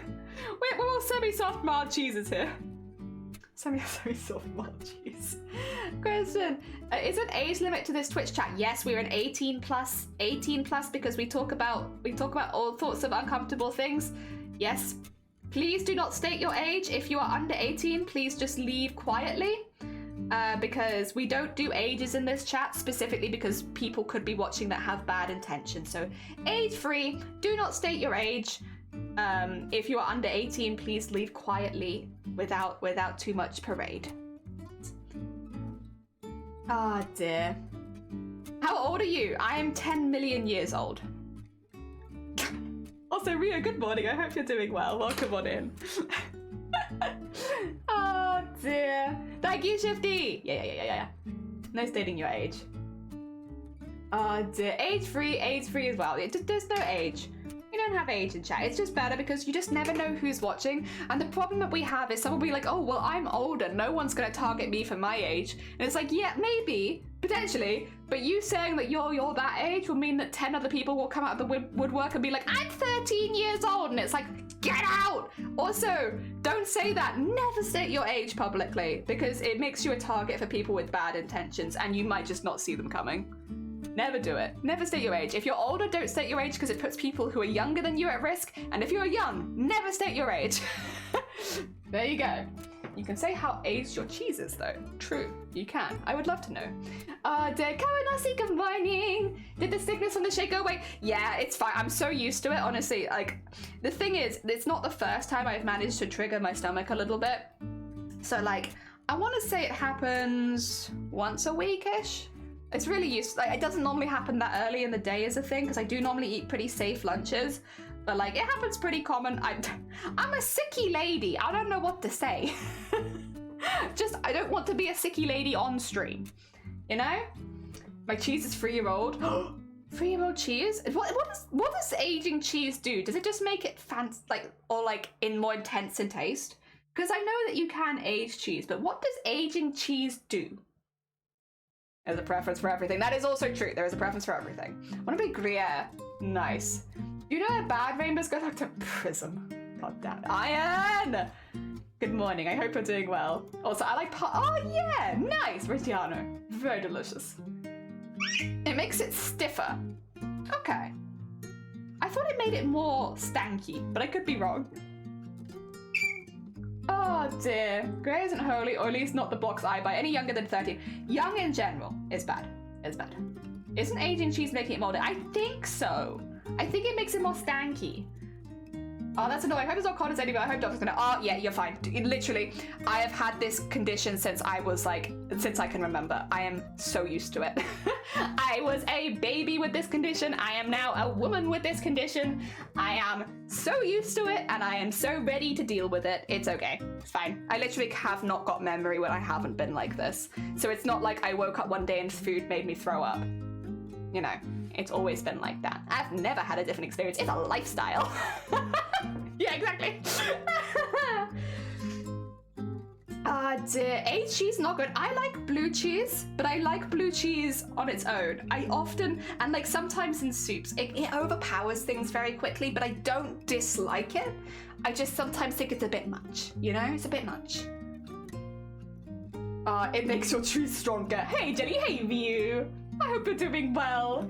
If it doesn't trigger them too fast if you eat one after another. True, they don't just all get me. I just have to eat everything bad at one go. And honestly, I've done that before. Not too often though, because it's not good to be sick. Migraines are a lifestyle. They are a lifestyle. Oh dear. Oh, Ryu, thank you. It's very kind of you. Aged is not full of shrooms. But what if it was? But what if we did? World's strongest peas, lifting trucks with just the smell. Me working from home because I can't just lie horizontally when I need to. Yeah. Oh my god, everything is happening. Thank you for the hydrate and the party. Thank you for following the fake hand of you quencher. And thank you for, I will do this. I will do this. I like kiss. I don't think I've ever had Iberico. What is queso Iberico? It sounds interesting. Liked party. We like tampon insane. We like to party. Oh my god. We like to party. Plug and stuffing bunnies have been ordered and are on their way. Oh, delicious. Everybody's jumping. New York to San Francisco, an interstate free disco. The wheels are still are turning and traffic lights are burning. So if you like to party, come on and move your body. Thank you for the chaos, everyone. I did appreciate it. Thank you, thank you. If you're new here, this happens sometimes. Not all the time, but sometimes. Where did all the chaos come from? Chaos. It's my turn to kill chaos. It hurts my head a little. Yeah, welcome to my life. The thing is, I have chronic migraines, and my goal is to make everybody else suffer. So I bring people into my streams, and I give them migraines. So they suffer like that. That's what it is. Here's a story. No, it's not really. It's just we're quite intense. I promise I'm not trying to get anyone hurt. And everything he sees is just blue, like him, inside and outside. Blue his house, deep human skin, and the blue Corvette, and everything is blue for him, and himself, and everybody around, cause he ain't got nobody to listen to. I do a chronal naggle no sleep. Die, dabba dee dabba die, dabba dee dabba die, dabba dee dabba die, dabba dee dabba die, dabba dee dabba die, dabba dee dabba die. Oh dear, Grandma just wanted to share his gifts with people. Oh no. I just don't know the right name. No, you're good. This is the first time that I am scared. It's a pretty intense sound alerts, but they only happen like every half an hour. DJ, thank you for the DJ. Dear, they only happen every now and again. So for the most part, you're safe. But then you're not safe. But then you're safe again. Oh my god. That's a lot of damage. That's a lot of heckin' damage. Oh dear. We're wholesome, and then we're loud, and then we're wholesome again. What were we talking about? Cheese! What other aged cheeses are there? Because the only ones I can think of are like Stiltons, like blue cheeses, like the ones with the blue mold in them, which I'll be honest, I do like, but they are very strong. So like I don't always like them with other things because they overpower everything, but I do like them. The new Jester just dropped? I'm there. 2 seconds. Let me have a look. Oh my god. Is that 3D modeled? It is. Oh my god. 3D modeling? Oh, and the little, oh my god, Cloudy's so good. Cloudy's so good. What the heck? I'd love to see Cloudy in as well. They're so good. Oh, they're a time traveling warrior? Oh my god. Comte, 24 months old. Ooh, okay. Oh, is it aged? I guess it makes sense since that is like a hard cheese, right? I guess I have had some other aged cheeses then. Oh, interesting. Age is also a marvel. Wow, okay. And maybe I'm not as cheese cultured as I thought. Ho ho ho, culture joke. Oh ho ho, cheese joke. Mine are like always 10 times worse than everyone else's in chat. The taste becomes stronger. Okay. Interesting. I would like to try more cheeses, to be honest. I do sometimes think my cheese palette is relatively limited. I like cheese, but I don't often go out of my way to try it. When we went to Amsterdam, we had so much cheese, though. And I brought back 3 little wheels of cheese to try, and it was really good. I had never had sheep's cheese before going to Amsterdam.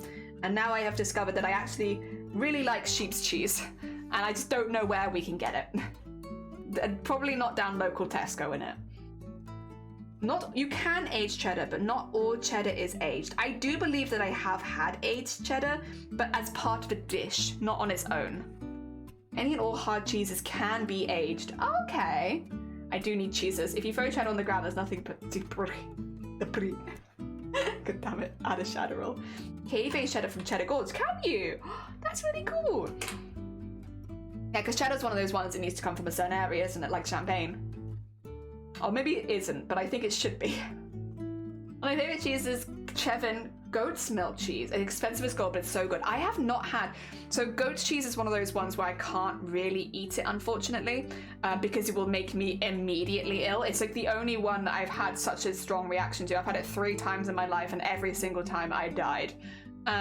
So I would love to eat more goat's cheese, but I think until something happens where they can get, like, because it's just a very strong intolerance for it, really, that makes me ill. But if they can do something to help with that, I would definitely eat more. But I'm very hesitant to eat goat's cheese because, yes, I don't want to be that sick. Please. Oh dear, this is a Gouda one. I've heard Gouda ones before. I do like that. Oh dear. Also, like, what cheese is made backwards? It's Edam. That was a good one. That's a good cracker joke right there. Love Christmas crackers. Hell yeah. Except for the stuff in America. Oh, okay. America cheese. No, I'm so sorry for you. Goat cheese is a goat of cheeses for me. Yeah, no, I can't eat it. It makes me sick. I don't know why. Well, no, I do know why. It's because, you know, that's not everyone can eat everything, and I can't eat that one. Jelly is not goat. I am not goat. Not goat. Oh dear. Oh, that was because of fried brie. That was weird. Fried brie? I do like brie. Or brie adjacent stuff. I would probably enjoy that, right? It's not protected. Technically anything can be labeled as jelly. Oh, can it?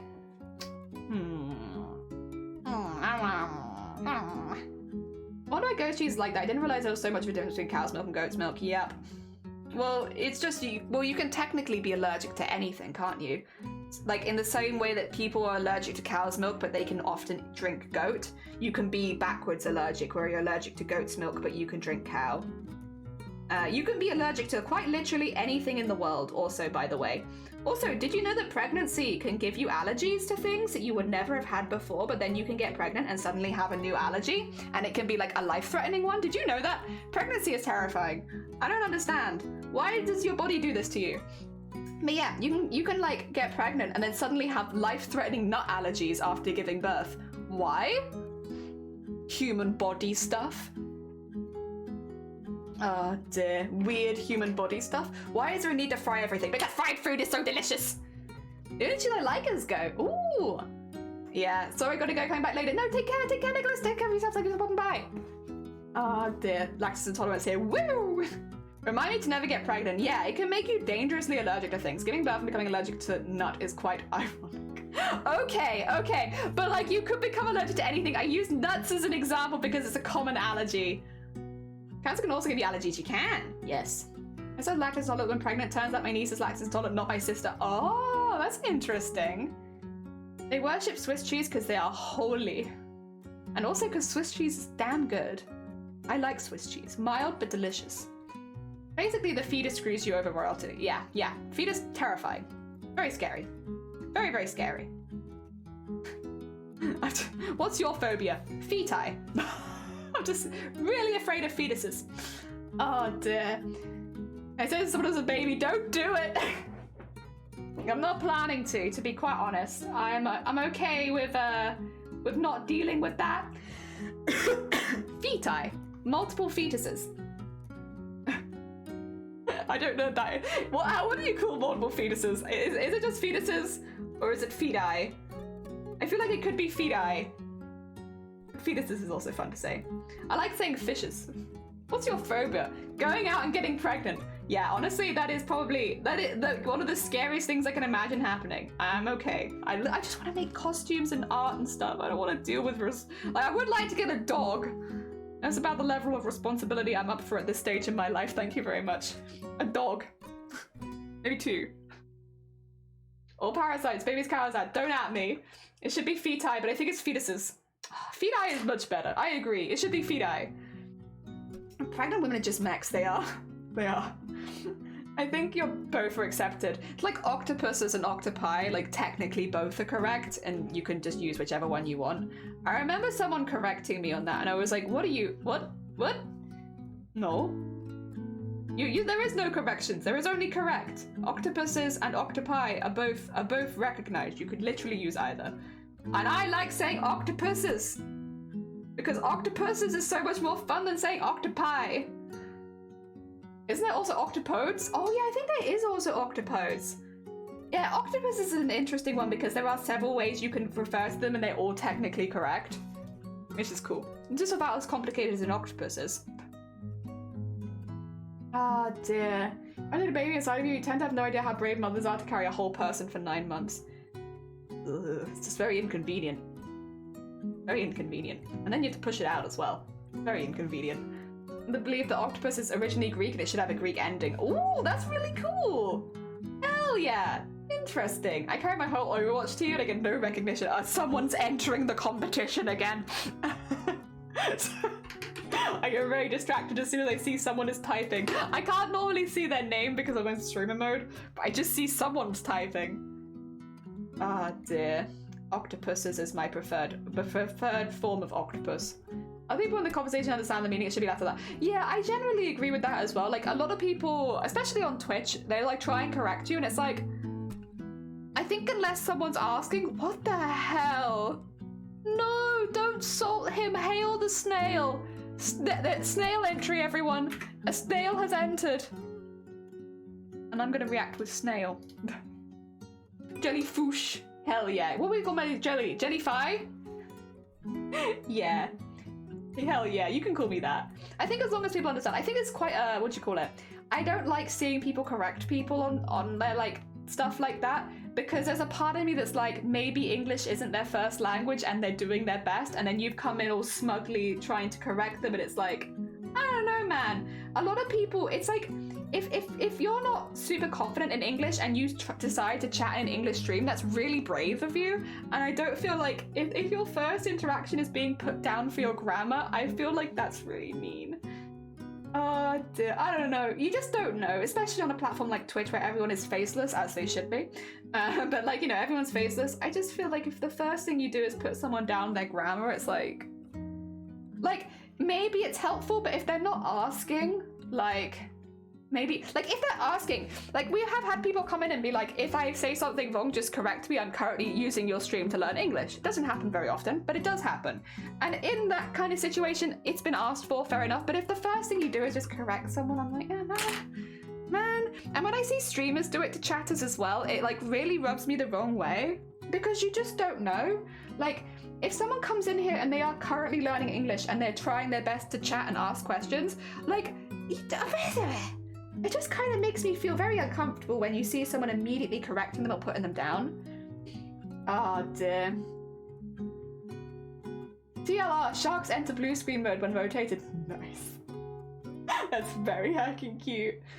Oh dear, it's useful to correct them. It is, but not if they haven't asked for it. Like, that's the thing.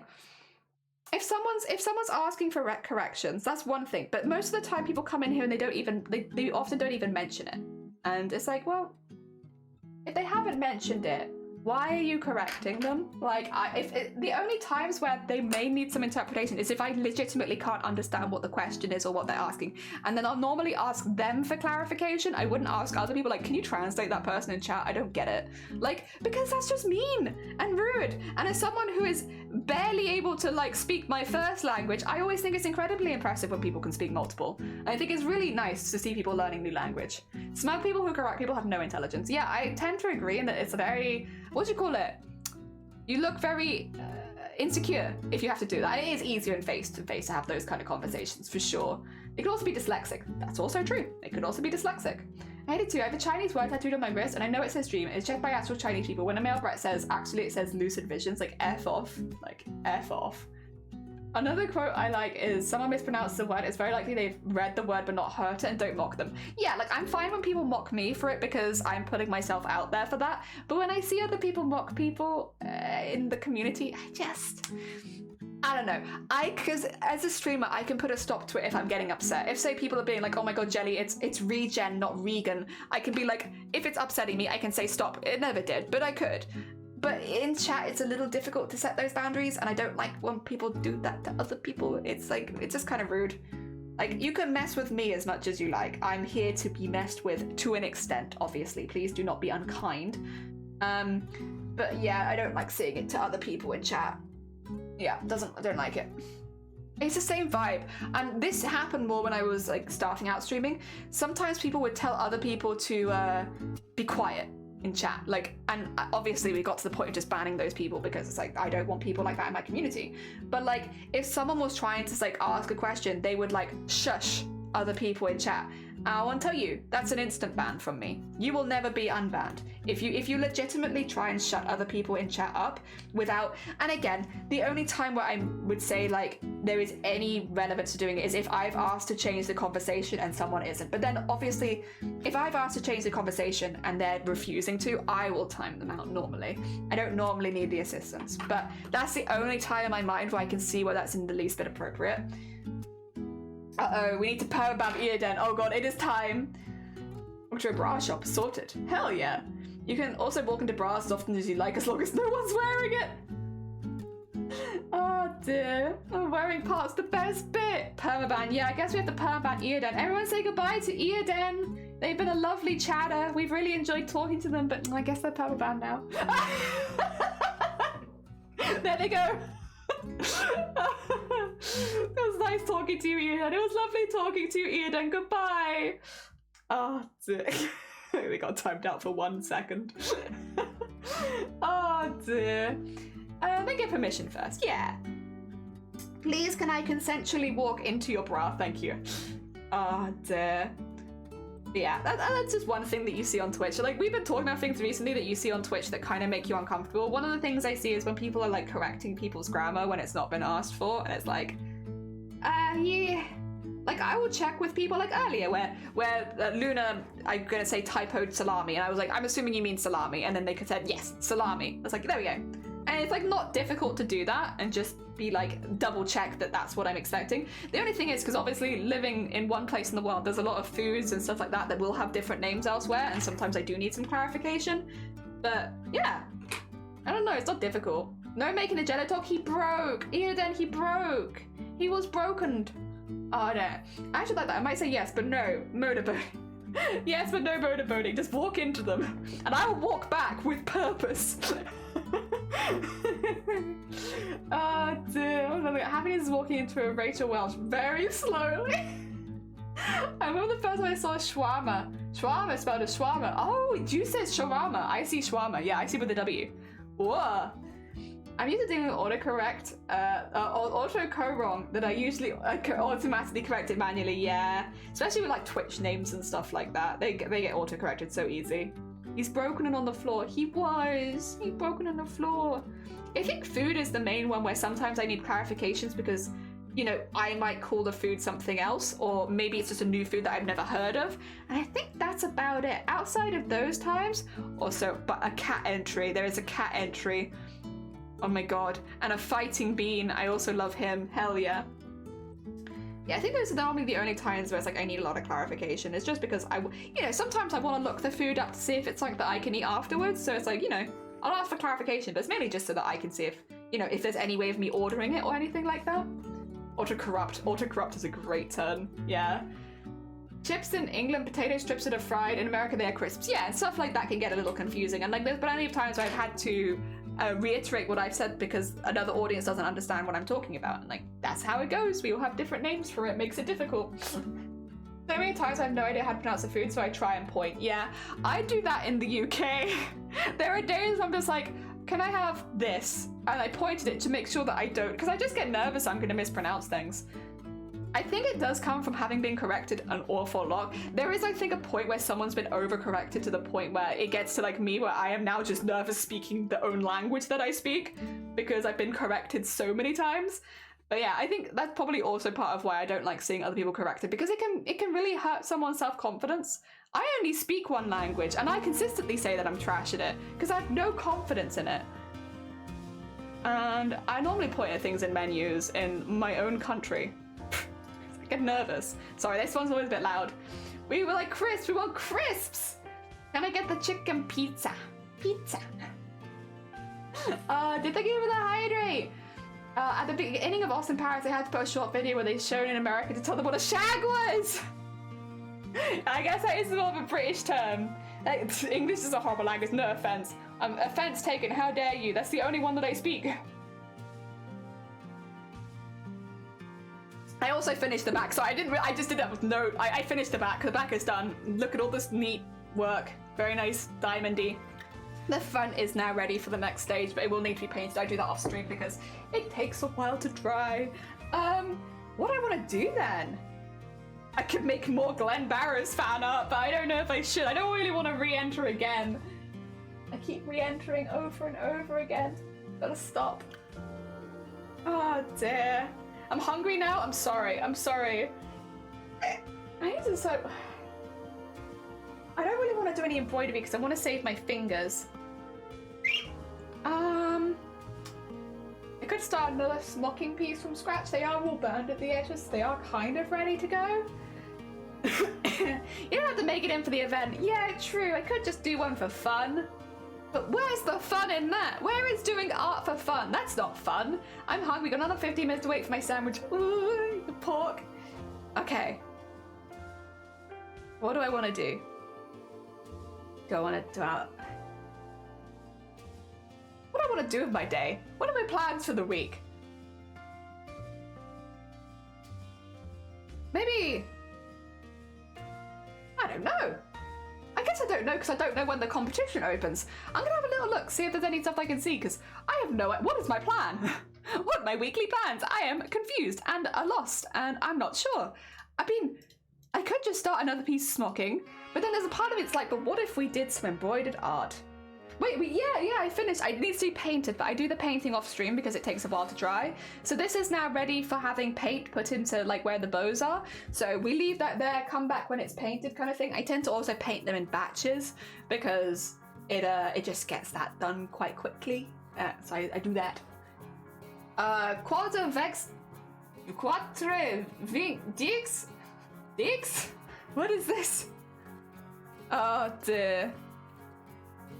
My bread is currently baking, so I got 2 hours for a sandwich, but it'll be fresh bread and that'll be delicious. 4:20, 10:07. Oh.